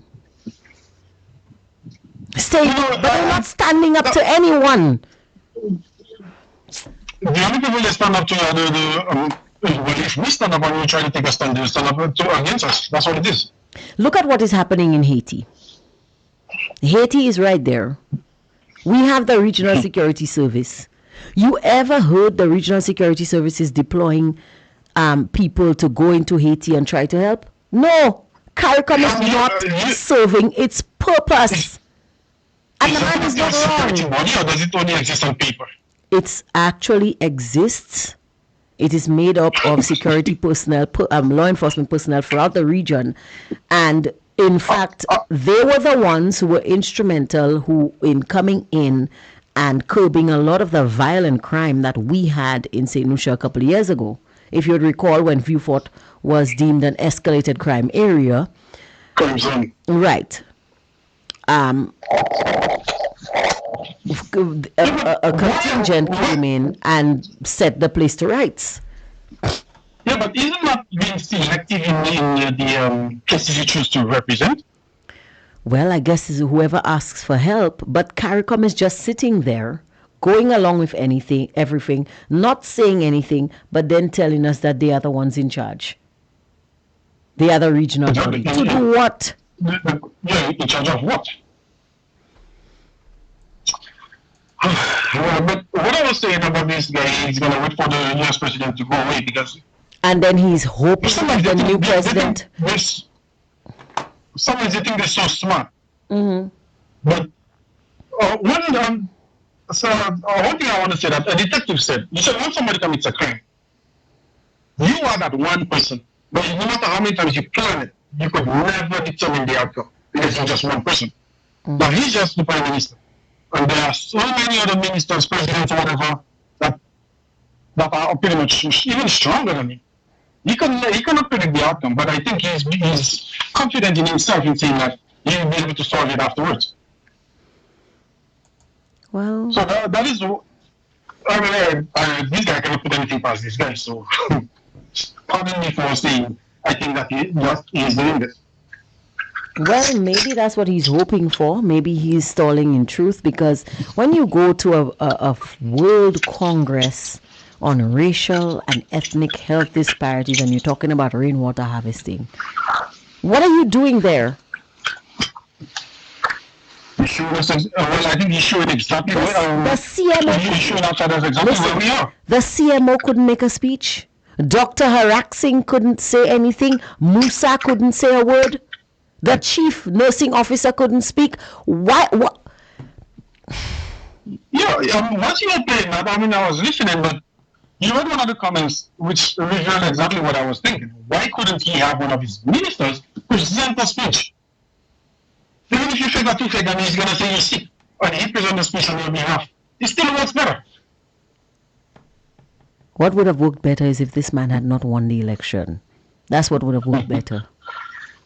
If this man I also have a problem with that. I mean, I understand why you keep saying you keep saying wrong, and I understand, but every time you say that, it's like a sting, you know? No, listen. I believe that this election was not won in the way we thought, and I think it warrants an investigation. But that's for another show. Maybe two. Maybe more than that. That's for another show. But thank you very much for your contribution, caller. You're welcome, man. Well, I keep listening. Thanks for being my call. You're welcome. Guys, seriously, somebody's saying, that's if she knows for herself, Angie. Another saying, Philip is a bukabawi. Somebody says, Angie, where can we get this speech from the PM on this health forum?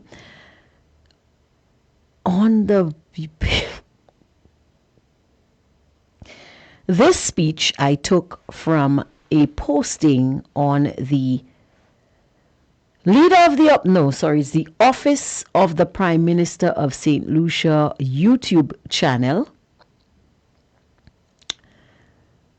That's the latest video posted.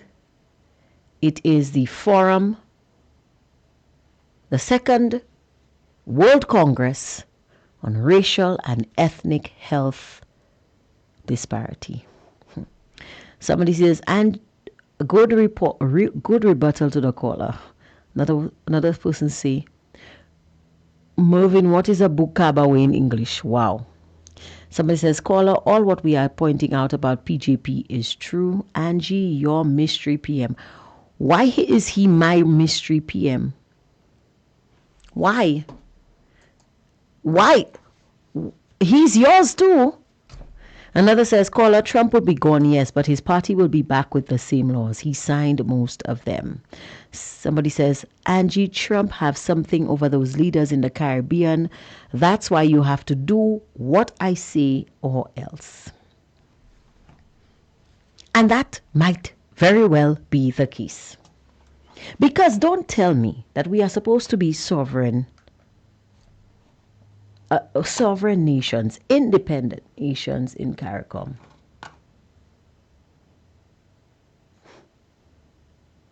And we cannot come together and speak on our own behalf. We have to accept whatever is thrown at us from the bigger countries. Where is the regional integration? And what is more frustrating? What is even more frustrating is the fact that for 5 years, well, 4.5 years,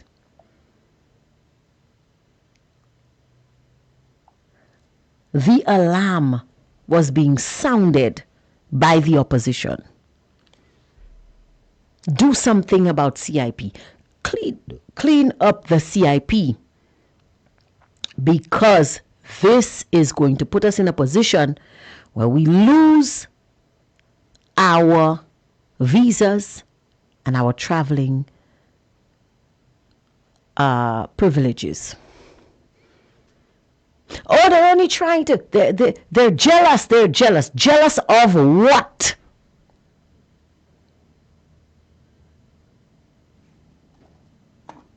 Jealous of what?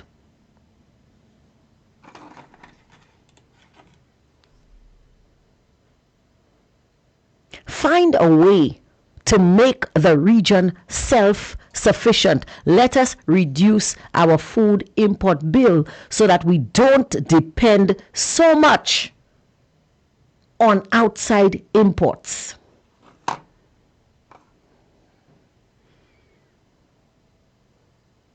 Instead, they go and they destroy our banana industry.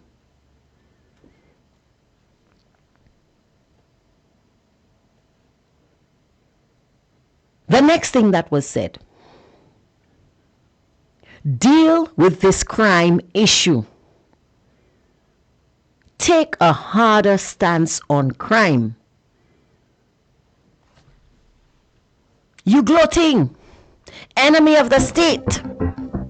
We have a caller. We have a call coming in on the WhatsApp platform.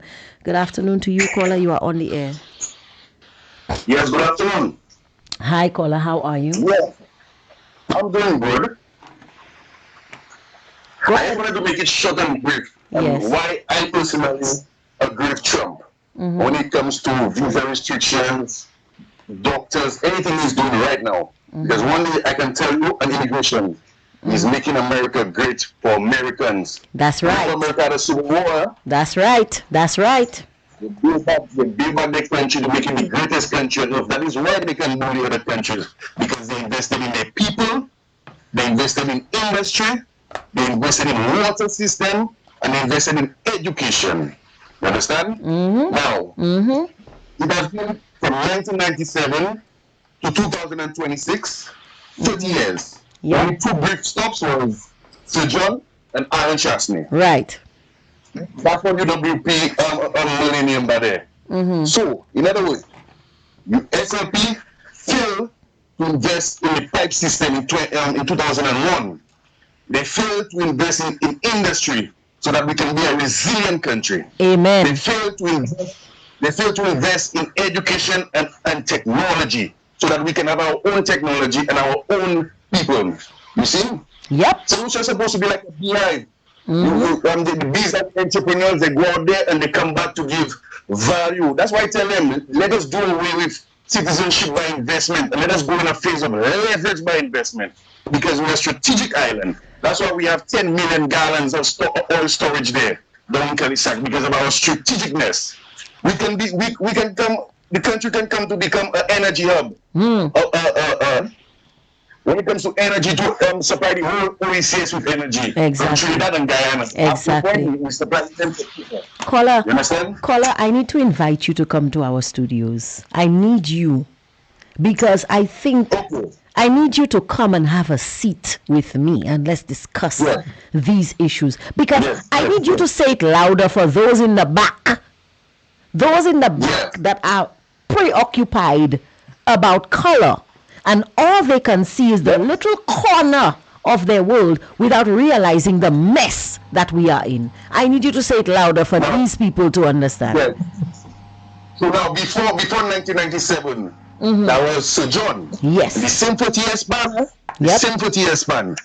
Connect the causeway, burst out Rodney Bay, John Compton Dam, still the New Millennium Highway. That's right. All those. So what I'm trying to say in closing, Philip J. Pierre, Kenny Anthony, and the St. Lucia Labour Party has invested in destructive politics. Exactly. And with destructive politics, we're getting things like a lot of scandals, Grindberg, Rochamel. Yeah. Our seabed. Yes. Our seabed. Yes. Huh? Then we have the CIP. We have GPA. Grenada went in a deal with Trinidad because they get some things off the coast of Trinidad. Grenada went in that same thing with Grindberg. They told Kenny Anthony not to do that. He said a friend of his went in ocean and he found oil on his feet and they went in and deal Jack Grindberg. 30 years, maybe about 25 years now, we cannot have our seabed in our hands so we can do drilling to see if we have oil or gas. That is what SLP is for you. And then one more thing I want to say again. With the GPS deal, right? I'm noticing the SLP just selling out our strategic assets, our ports, transportation. Kola, are you there? So you can open a calling center here for the solutions to take the calls. Simple thing the Uber doing, and it's the same taxis they will have to use. A simple call, okay, no. The money staying in St. Lucia, and then now you're saying people not paying taxes. Then now you want to go and borrow $50 million to open the hospital while you're outsourcing strategic assets. Those guys playing it for our future on a whole nother level. Yep. Our bless one, man. We'll continue that. Thank you so much, caller. Thank you. I really appreciate when you call this program. Guys, this caller is so on point. This caller just tells it like it is. And I love that. Let me take you guys to the Facebook platform before I start to unpack some of the things that he says. Somebody's saying here, Angie, CARICOM leaders cannot say anything because Trump has things on most of them that would implicate them. For example, CIP, Maduro addressed with drugs and so much more. So they have to yield to Trump. Another says they cannot do what they want with Alan Shastney but try to disrespect him. Somebody is saying true caller. Another is saying so true caller. Another says, Angie, I would be happy to have this caller in with you. Somebody says, say it loud for those that were opening and closing the fridge door. Another says, Angie, you need to listen and play the St. Lucian female educator's speech on independence as played on Newspin and is on Garfield. Not familiar with this speech, but you're the second person to bring it to my attention. Of course, I will look into it to see what is going on. Says, did the leaders and managers of the CBI or CIP countries receive a promise from the United States authorities which they welcomed? We don't know. We don't know because they refuse to tell us. Now, let's go back to the statement made by the last caller. When he says that the 30-year period under the UWP was strategic. It was about investing in our country and in our greatest human resource, on our greatest resource, the people. He is not wrong. Look at the unprecedented level of development that St. Lucia experienced in that era. And he makes mention of it. He says, joining the Pigeon Island Causeway, creating the Rodney Bay Marina, the Millennium Highway, our education system. Did you know that back then our education system was the best in the world before 1997? The best in the world. I say that because I distinctly remember In 1994, in 1996, I was in Form 3, and there was a student who joined our class. She was an older girl. She had moved to St. Lucia with her mom from England because her mom, I think, was a returning diplomat. And this girl, who was looking to go to Sir Arthur Lewis Community College, that was the level that she was at in England. When she got here, they gave her a proficiency exam. And based on her results, she was put in Form 3 at Current Secondary School. I remember asking her about it, and that was the question, the thing that I received, the answer that I received. So when I say St. Lucia's education system at that time, before 1997, was the best in the world, I don't think there are many who can refute that. And this is evidenced by the fact that those St. Lucians who went through that system before 1997, they are very prominent, and they've done big things. So, education, healthcare. You guys remember that I was telling you about the plan for our health system? The fact that our health centers, our primary healthcare facilities, were strategically placed within a 5-mile radius of each other, each one next to a school. That was not a coincidence. That was planning. That was precision. We had one hospital at the time, 2 hospitals at the time. We had the Victoria Hospital, and we had the St. Jude Hospital, and then we had, I think, Dennery Hospital maybe.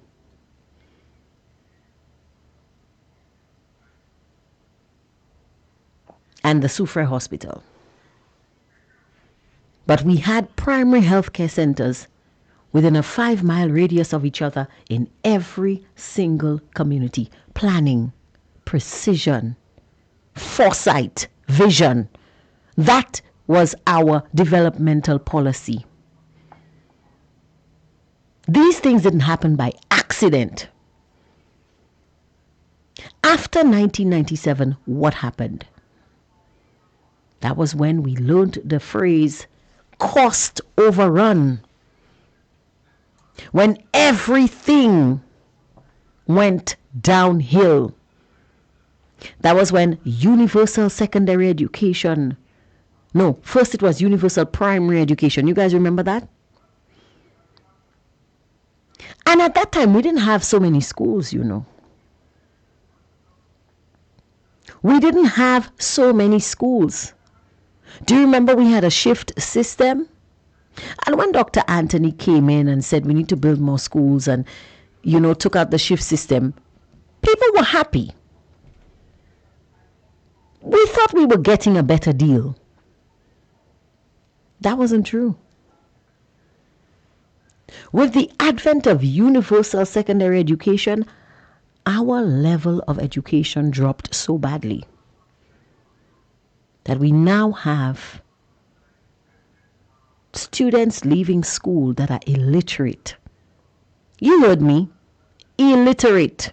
The meaning of that word is unable to read and write, not being able to read and write.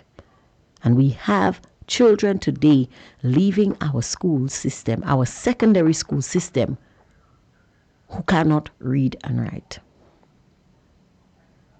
I have spoken to individuals younger than myself, and when I ask them, didn't you have a thesaurus when you went to school? They ask me, what is that? I'm pretty sure they believe I am speaking about some variety of dinosaur.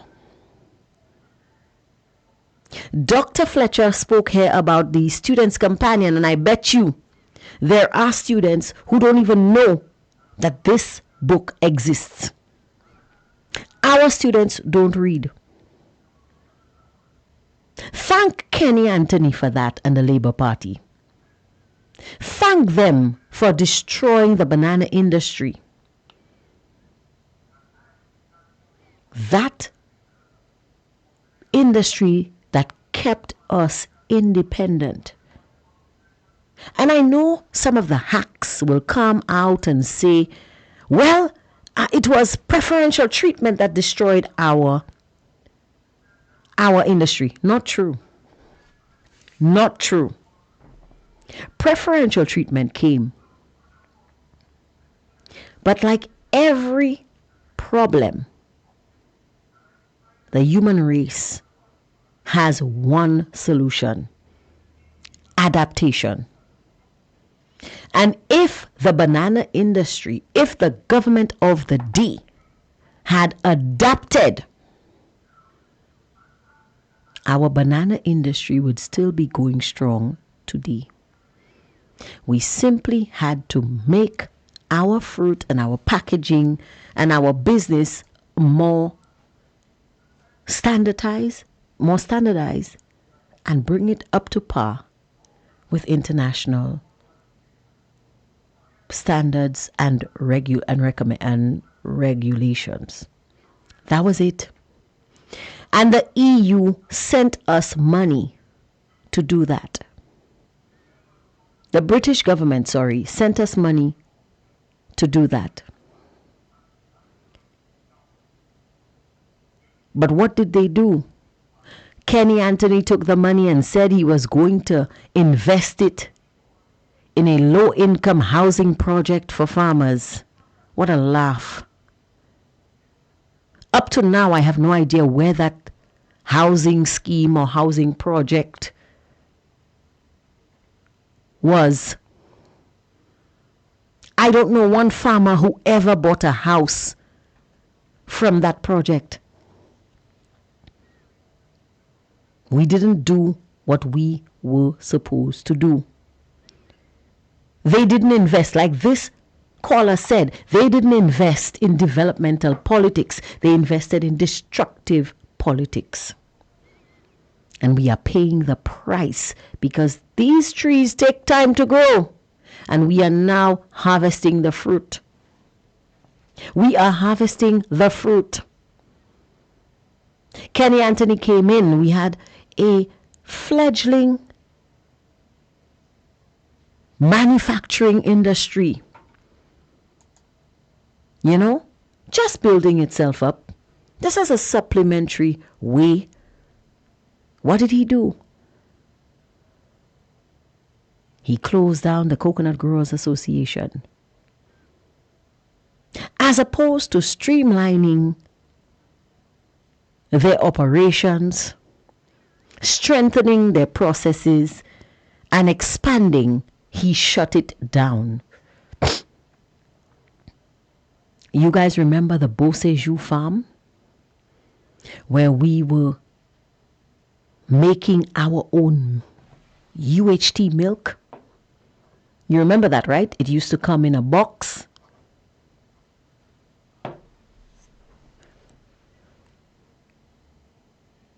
There was the full cream milk, with the red in the red and white box, and the skimmed milk I'm remembering. Yeah, the skimmed milk in a blue and white box. You guys remember that? The UHT milk?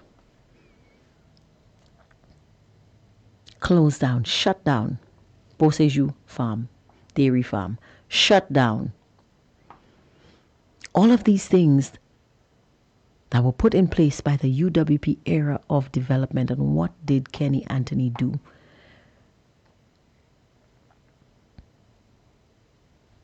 Shut them down one by one and made us dependent on short-term employment programs, aka STEP. So for those of you who said that it was Kenny Anthony, because somebody said that to me, somebody from Viewport. It was Kenny Anthony who took our young people from playing in the dirt to working in hotels. Yes, he sent our young people to work in hotels. He did. And then he took the rest of us, or the rest of them, because Angie not in that, and put them to scratch the gutters like chickens, searching for worms. And with the advent of this universal health universal health coverage, I would love to say that it was Crapo that was about to smoke our pipe. But based on the reports that are coming in, it is now the Fedilas that is smoking our pipe all over St. Lucia. So this individual, this young man, because he sounds like a young man, this is the second time he's called, and he is so on point for a young man. And he is saying, compare the 30 years from 1997 to 2026 under Labour.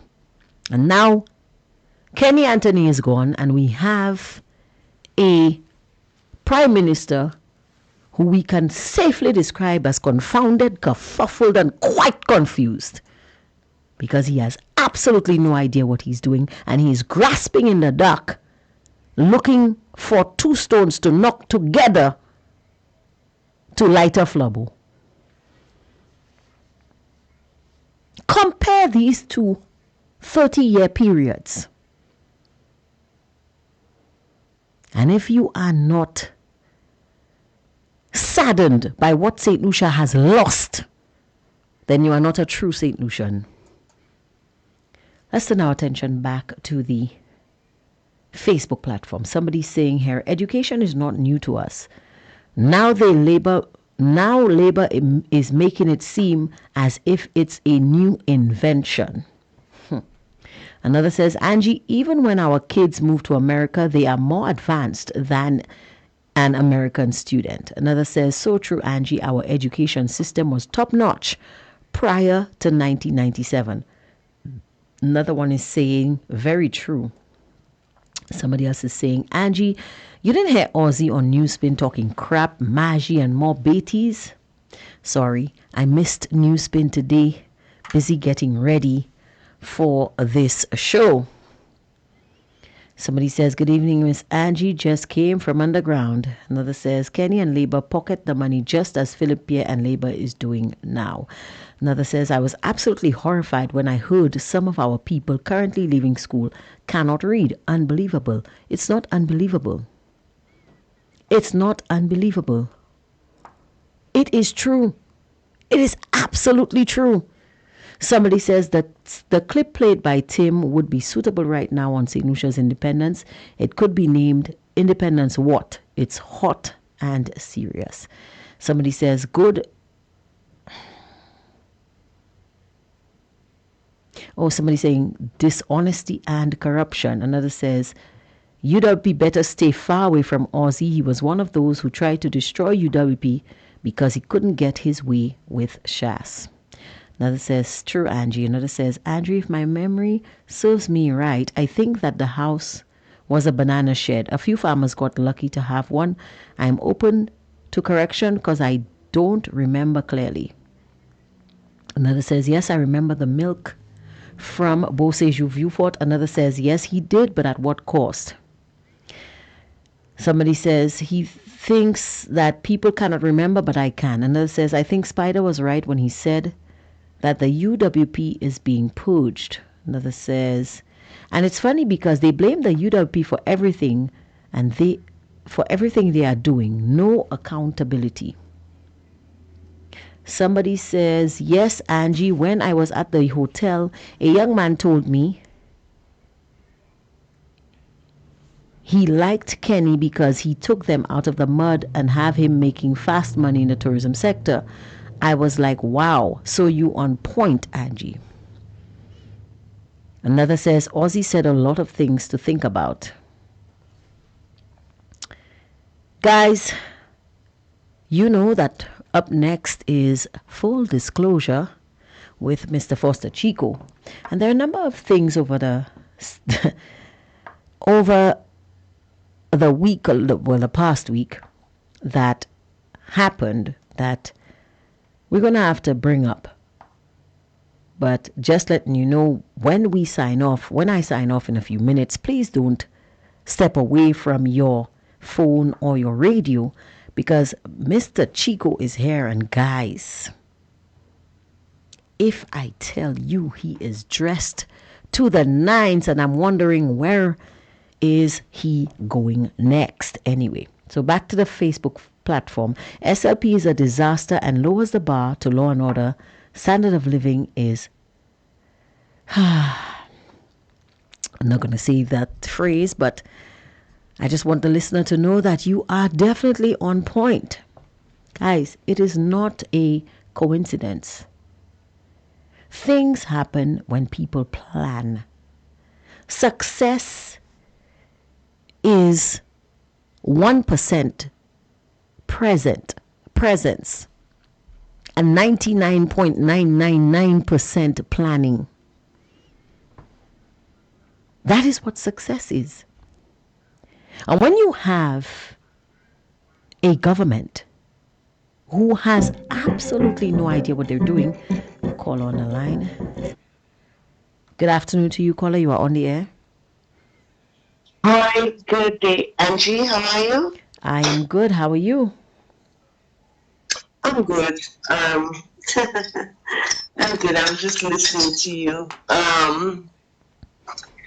Angie, you were having a conversation there talking about, I think you said about the health system. Mm-hmm.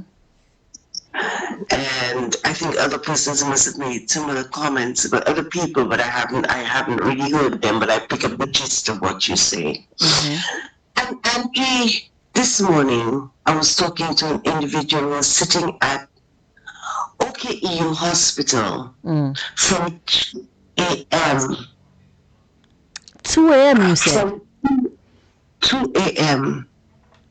Wow. Was triaged and was left there until after 8 o'clock. My God. There were other people waiting. Whilst I was talking to the individual, I can hear people quarreling in the background.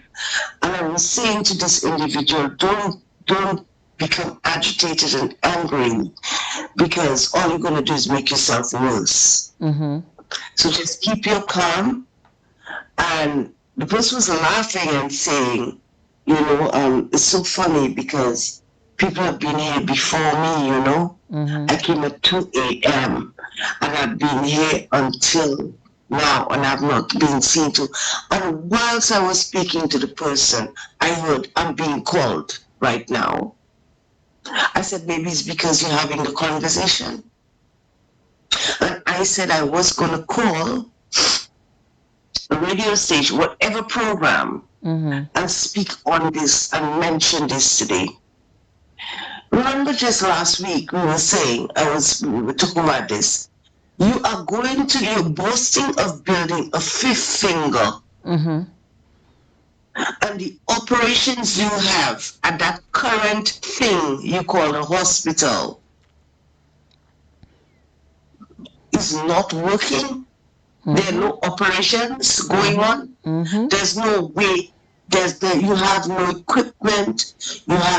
That person was triaged, was not even given the drip or whatever, whilst from 2 to 8, after 8 o'clock in the morning. And there were people before that individual who were waiting and they started to quarrel.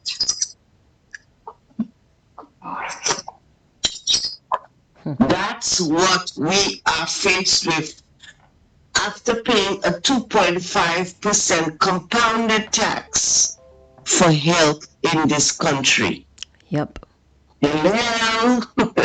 Health and security. Don't forget there's security attached to it. Yeah, I didn't even say the security. I say health because I was talking about the hospital. Mm-hmm. Hello? Hello? But did you This hear? is what But you hold on. Did you sign in early to the show? Because you would have heard the Prime Minister's remarks at the second World Congress on Racial and Ethnic Health Disparities. I did not hear it. So you tell me. Would you believe this man was on there at that forum talking about rainwater harvesting, talking about CIP, talking about how he needs money and he cannot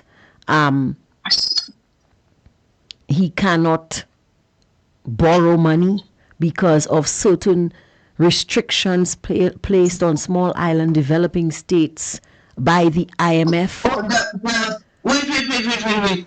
The US put an embargo on St. Lucia, so St. Lucia cannot borrow money? Is that what he's trying to make us believe? No. He's telling us the tales? No. That's not what he's saying. He's saying that the US does not want him to have a CIP, but he cannot borrow money. In order to borrow money from the World Bank and the IMF, they're asking for so many things. The US did not allow him, does not want him to borrow money. He doesn't want him to have CIP, but he cannot borrow money. Why can't he borrow money? I don't know. Where is all the where's the supposed 6.5 or over $6 billion of passport sales that they made? UWP sold 800, approximately 800 passports. I say approximate, that's an approximate figure. Not 9, not 1,000. Approximately 800 passports. Well, how many passports have Philip J. Pierre's administration sold? CIP passports, and where is the money? Did some people get bam lifts? Did some people buy property in? Did some people buy property in Dubai? Did some people open accounts in Dubai of $30 million plus dollars? $30 million plus dollars in one account in Dubai for one individual? How many people have? How many MPs have overseas accounts and money hiding in Swiss accounts and Morocco and in Dubai? And how many MPs here after 4 years, after 2 or 3 or 4 years, owns property out of St. Lucia, property in St. Lucia, all over the place? Oh, we're not. How many? He's not talking about that. That's not what he's talking about. He's not talking about that at all. Oh, and this man, I don't know. He's talking about accidents, people driving recklessly on the road, people using tanks to store Wasco water while the water from the guttering going into the ground. At a forum on racial and ethnic health disparities, Aren't we paying for Wasco's water whether we receive it or not? Yep. Aren't we paying for the desilting of a dam that has not been desilted since this administration came in? Yep. Aren't we paying? Isn't it our money's paying for it? Mm-hmm. How dare him? How dare him say people are collecting Wasco's water in tanks? What does he want us to collect in tanks? The rainwater, is he coming to treat it for us at our homes? I don't know. Is he coming to treat rainwater at our homes for us? Is it just so people take rainwater and they just drink it from a drum? I say a drum because that's what St. Lucians know. The drum outside under the gouttiere. And I don't want to be insulting people or sounding like I'm insulting people. Mm-hmm. But Papi, that is what 30 years behind is what your wanted Philip J. Pierre. Let me to list some things that I was listing to someone only yesterday. Yesterday, I had the longest conversation with someone last night. Okay? I was saying to the person, in all of the years, let's put John Compton, take him out of that equation, because he was our first premier, he was this, he was that, and then he became prime minister. So obviously he had work to do that no one else had to have done, including putting running electricity through the island. Right. I mean, water, he did roads, and all of that. The initial development of this country. Okay, so we can't compare anybody to John Compton. He's in a bracket on his own. Right. But thereafter, we had Kenny Anthony for how many years? For how many years was Kenny Anthony prime minister? He was 20 prime years? minister for 15. Is it 15 years? Because he did 2 terms back to back, 1997 to 2002, I think. Hold on. 7, 8, 9, 10, 11, 12. Okay, yes. 1997 to 2002. And then he came back in 2002 to 2006. And then he lost a sojourn from 2006 until 2000. Sir John died in 2007. The term after that, he came back. So 15 years in total.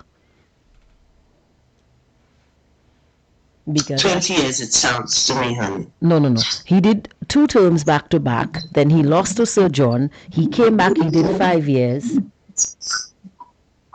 Right. So it's 1997 to 2001. Then he went from 2001 till 2006 or 2005 when he lost to Sir John, and then he came back after he defeated Stephenson King after Sir John died, and then Alan Chasney became the prime minister in 2016. Okay, right. So 15 years under Kenny Anthony. Was it 5 years under King? Not exactly, because King came less than 5 years. Less than 5 years, right? Yeah. Less than 5 years under King, and King was not elected. No. And then we had 5 years under Chasney. Right. And now we've had 4.5 years under. Listen to that, 4.5 years under. 4.5 going on to 5 years under Philip J. Pace. So SLP has really governed the country for about 20 years now. Yeah. Okay. In those 20 years,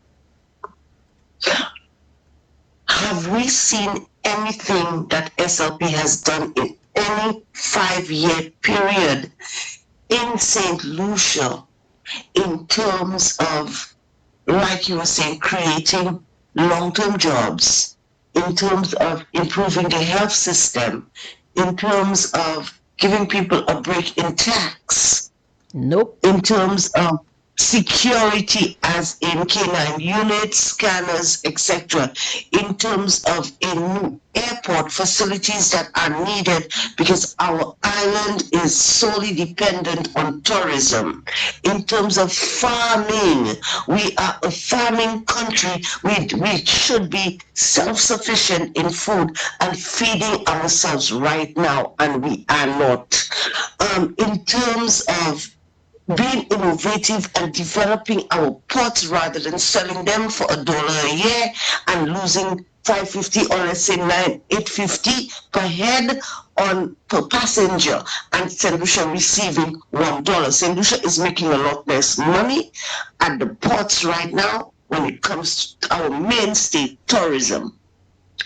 In terms of organizing places such as the market, the castries, the city, in terms of cleaning up the city and organizing stuff, in terms of any proper changes in terms of education and having a laptop or whatever you call it, an ebook that has books on it, and our children are still carrying 50 tons of books on their backs every day, and they're not even reading them, they're hardly using them at school, and we're paying $1,200 for books every year, maybe about $2,000 in books, in material to send our children back to school on an annual basis.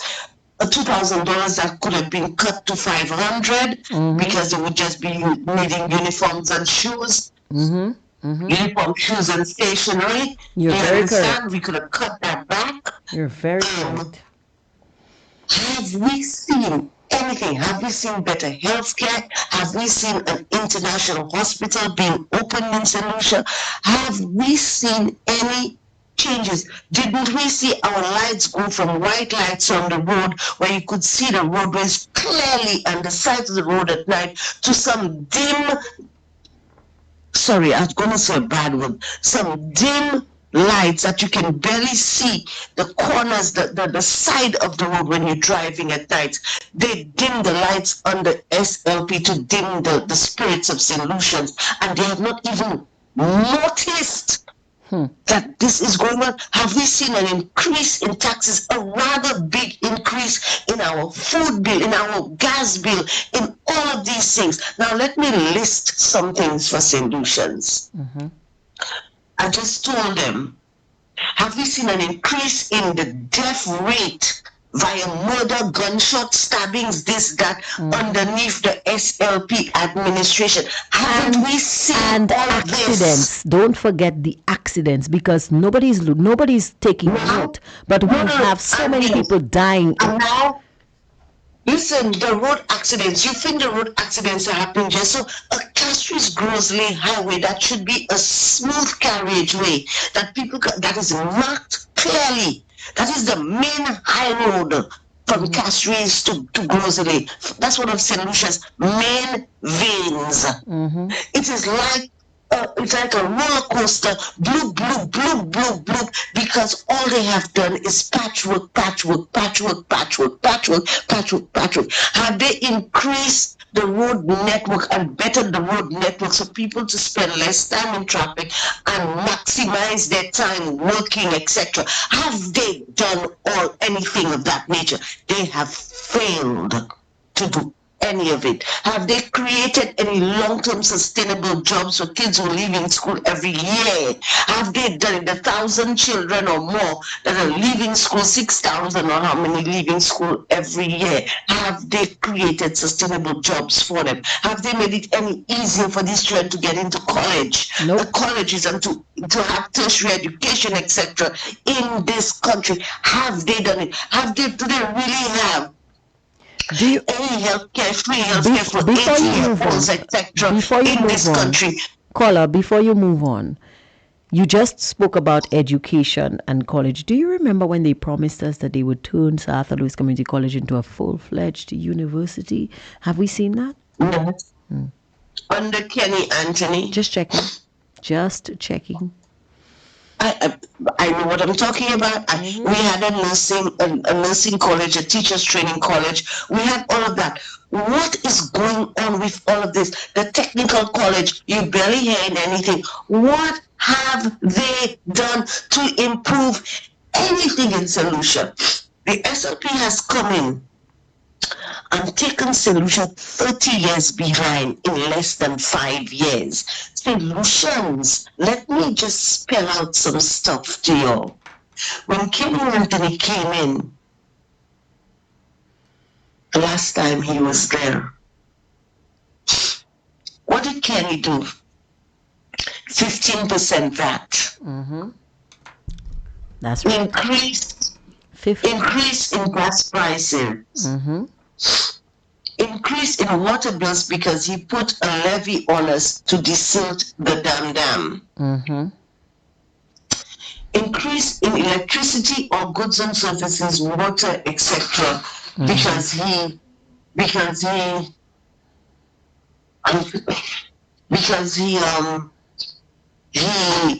raised the price of fuel, the price of all of these things went up.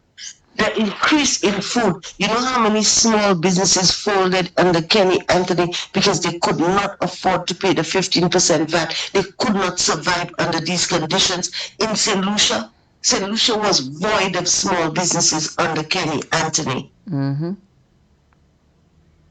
Did Kenny Anthony for 15 years or 20 years or however long he stayed in politics, even if he was in opposition, his 35 years in politics, did we see one long-term job created in Viewfort? In fact, do you remember his famous statement that no hotel will ever be built on any beach in Viewfort? And if they think that they are going to do this, there will be no peace. We will fight you in the streets. We will fight you in our homes. We will fight. Do you remember that? Following that, heavy artillery was heard being fired all over Viewfort. Mm-hmm. That's when it started. The heavy artillery and the guns and the drugs and the this and the that came flowing in. There was creation of ghettos. How many houses Kenny Anthony built? The SLP administration has built in St. Lucia in terms of housing stock for the nation. How many? I am asking those questions. How many sporting facilities have they built in St. Lucia? How many? To encourage the kids to do sports. How many? I think they built the Olympic Stadium that now houses the St. Jude Hospital. And didn't they build I think they built Darren Sammy Cricket Grounds, but I'm not sure. Okay, they built a cricket grounds. Did they maintain it? Did they maintain it? Did they improve it? Did they do anything? We'll come to the improvements of Darren Sammy's $80 million cricket grounds in a moment. Okay? You're bringing out the heavy artillery, caller. Let's now go. Did they do 2 bridges? One of them costing $11 million? Or 2 of them costing about $11 million for a bridge? Bonter Bridge and Bardawash Bridge. A bridge, $11 million for a bridge. We have to believe that crap. A bridge. When we were having 4 lanes being put in Rodney Bay with 2 big roundabouts for flowing traffic, sidewalks, walk over, etc., for $15 million, which they came in and stopped the road projects. Hold on. Don't forget, you're forgetting that Wasco's water infrastructure in that area was also being updated while that road was being built. Upgraded, yes, those big blue pipes, were placed up there to make sure that water was going through, and all of that was stopped. This was to improve and better the lives of St. Lucians. But give me a few moments, please, Angie, because last night I had to tell someone Shasney ain't going nowhere as the leader of the UWP. Let me repeat that. Alan Shasney. Also, you listening? Alan Shasney is going nowhere as the leader of the United Workers' Party. Let me now confirm why I have made that statement. So John brought Shasney in as the Minister of Tourism, as a senator, and made him the Minister of Tourism. What did we see happen in tourism? What did we see happen in tourism? Wasn't Philip Pierre made Minister of Tourism and nothing shifted in tourism prior to that? Well, he did say that he did not understand the importance of tourism to the St. Lucian economy. Right. Shasney was brought in as a senator and made the Minister of Tourism. What did we see happen in tourism? A spike in the tourism figures, a spike in let's be honest, it exploded. our tourism market exploded and spread all over the place. And you had flights coming in, you had cruise ships. I heard Ernest Hilaire say, do you remember, caller, that Ernest Hilaire said that the cruise ships are refusing to come during the hurricane season? But I recall that between 2016, 2006 and 2026, 2014, what was it? Was the years? I get confused. In 2006, when Sir John came in, we had tourist boats at all times. Okay, in 2016 to 2021, before COVID hit, did you see cruise ships in the port? We had cruise ships all the time. From 2021. Did you see 4 cruise ships, 5 cruise ships in the port on any given day? Didn't you see cruise ships docking outside and people being brought in by small boats? Because I saw that too. That's correct, because the docks were not big enough to take all the cruise ships that were coming in at the time. Okay. Tourism boom. The highest numbers in tourism ever was in 2019. They can say how many rooms that were occupied now and try to say that try to make that the figure of the number of tourists on the island. That is a blatant lie. And let me just say that. Let me clarify that today. There are tourists coming into St. Lucia. We have 5 flights on a weekend from 20-something flights. How could we ever have more tourists coming in right now than we had between 2016 to 2021? How is that possible? Magic? Hold on.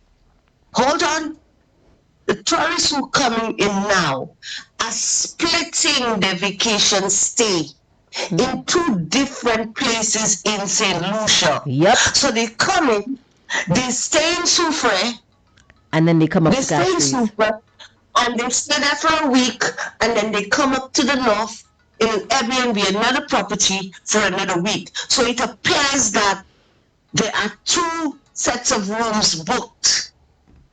2 different hotels have been booked, or 2 different Airbnbs have been booked in that space of time. Now, these are not 2 different sets of people. It is the same person spending time in 2 different places. So, Hilaire, your lies are going to catch up with you. And here's another thing. If a couple comes in at Sandals, they can go from one Sandals to the other, and all of that will look like stayover arrivals, but it's just the same person. So the Sandals resorts, the Sri resorts share. These people can book to go to Sandals Halcyon, spend a couple of days at Sandals Halcyon, book to go to Sandals Grand, spend a couple of days there, and go to Sandals Le Toc as well. And go to stay at Sandals Le Toc as well. And this also happened for Le Sport when Le Sport and Rendezvous were side by side. Yep. Okay? It happens between Shafney and Jade Mountain as well. It happened for Royalton when Royalton and those hotels in Papillon, what was the Papillon? Right. What was the Royal St. Lucian?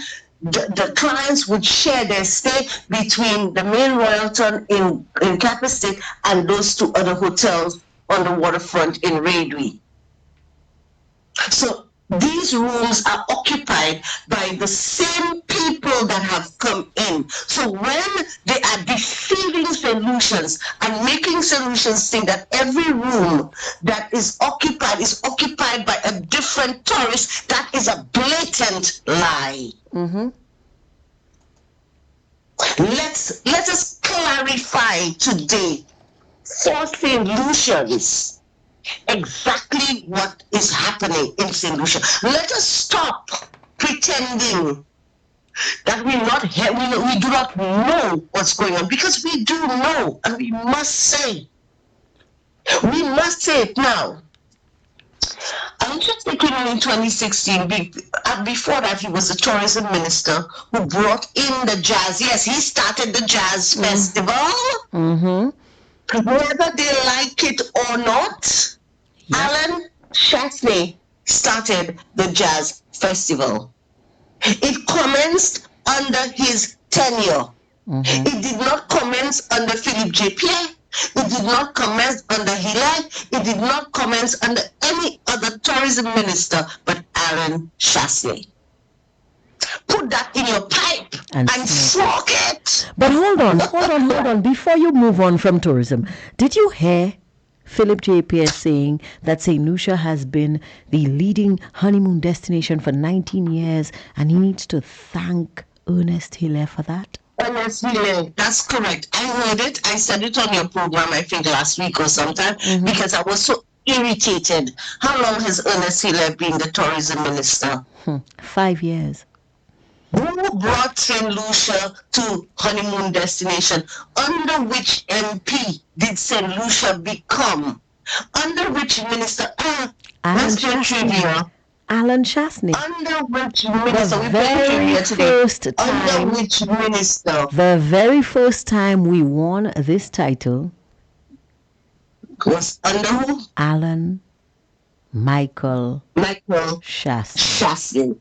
Let's say it again. The very first time, the very second time, the very third time, the very fourth time. The fifth time.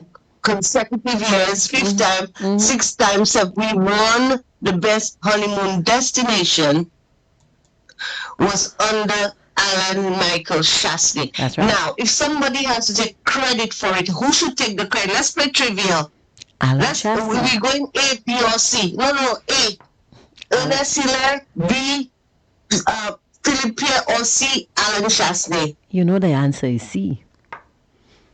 That's correct. In fact, let me go A, Alan Shaftney, B, Ernest Hilaire, and C, Philip Pierre. Let's put it in order. You understand? I understand. Let's put it in order.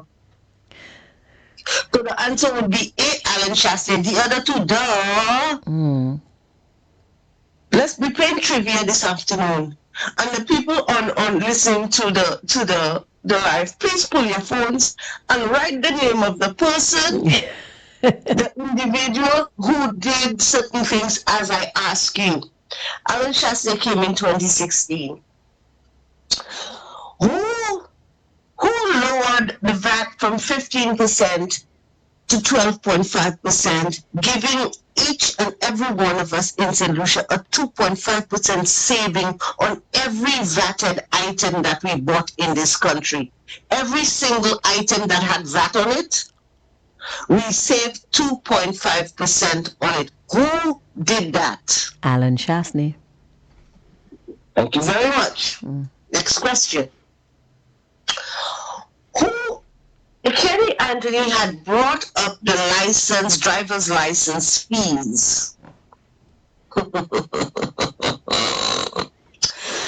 Kenny Anthony had increased, let me reuse the right words here, increased the driver's license fees. Who took off 50% of that increase to make it affordable for St. Lucians to be able to go with their driver's license without having to flinch and bend over and bend backwards and somersaults and all that?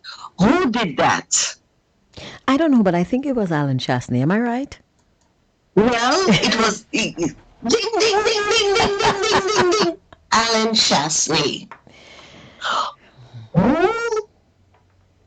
Who started the program with ebooks where the children already had those even if some of them were not, and I'm going to say that, even if some of them were not working properly for certain subjects, because it was a pilot program that had started and the children were already receiving ebooks, some of the books which they could use without any glitches, some of them some of the ebooks had some problems, but the program was launched and was started, and the children were carrying less books to school already.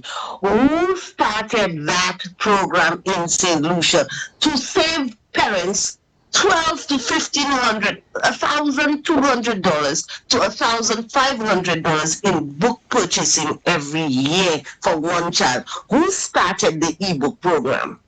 Alan Shaftney. Now, caller, we need to wrap up because we have another program coming in quickly. Okay, let's do it fast in a few minutes, in just a few minutes. Yeah. who created jobs for over 1,000 young people, paying anywhere between 2,005, so long-term sustainable jobs, paying anywhere between $2,500 to $4,000 a month in View Fort. Well, it definitely wasn't. It definitely wasn't Kenny Anthony. I can tell you that. Right. So let me say Alan Shassey, and let me tell them that it was those two call centers that Pip had said he was going to close one of them. I tell BPO, and the other one was it's two of them, two call centers. The Vifortians know, the kids from the south know. Ojo Labs. Ojo Labs. Ojo Labs. Who started our international airport in St. Lucia? Piling had gone down in the ground. Who destroyed millions of dollars worth of piling? But let's go. Who started the airport redevelopment program for Euronora Airport, etc. in St. Lucia? Alan Shasley. 2 minutes. Who increased the water capacity at the dam in the south to give people who had bathrooms in their houses, who never had a drop of water come through those bathroom taps. And that was the first time that they ever had water flow through their taps in certain areas in View Fort and Library and these places. Who increased it by the dam by millions of gallons? Alan Shasley. Mm-hmm. Who signed a deal for cruise ship porting, home porting, cruise porting in View Fort to redo the ports and stuff and home porting? Who did that? Alan Shasley. Who brought in the first real top of the line A-class standard horse racing track in St. Lucia? That's so much so two of our jockeys, Barbados took them after SLP came in 2021 and shut down the horse racing tracks. Who did that? And two of the jockeys are now riding on the international stage as Bajan riders, and they are St. Lucians who rode at that international stables. Alan Shasley. Who transformed Soufre? I live in View Fort for a little while. There's still a lot more. Who transformed Soufre and did a proper sporting facility with proper turf, etc.? Who increased the sulfur baths? Who gave Soufre a facelift that is beyond what anybody had seen? But nothing was done in Soufre. Soufre was a dead-looking touristic destination. Who uplifted? Who did all this work in Soufre to make it what it is today? Alan Shasley. Who increased the road capacity? Made the road bigger, larger in Soufre? Who built a bus terminal? Who had the park where the vendors could have gone, the beach park, etc.? Who did it? Alan Shasley. Now, I'm not finished. No, I have to cut you off, because if I let you go on, I'm not going to. I'm going to cut into the time of the other program. But you can always call. Let me stop in Soufre, because tomorrow I'll call to finish this. Yes. Tomorrow I will call to finish this.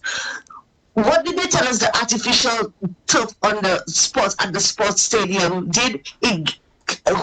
SLP told us what it caused cancer. Where does SLP have every event in Soufre? Where do they go? Caller, thank you so much for that contribution. Because where do they send our children to play sports? Soufre on the cancer-causing turf. We're going to stop it here. Yeah. But we're going up the island. We're going around the island for me to show St. Lucians what Shasley did in 5 years that no other prime minister, exempt Sir John, no other prime minister had been able to achieve. And we had COVID. Yeah. Okay, I leave that there. And you telling me Shasley is not a good leader?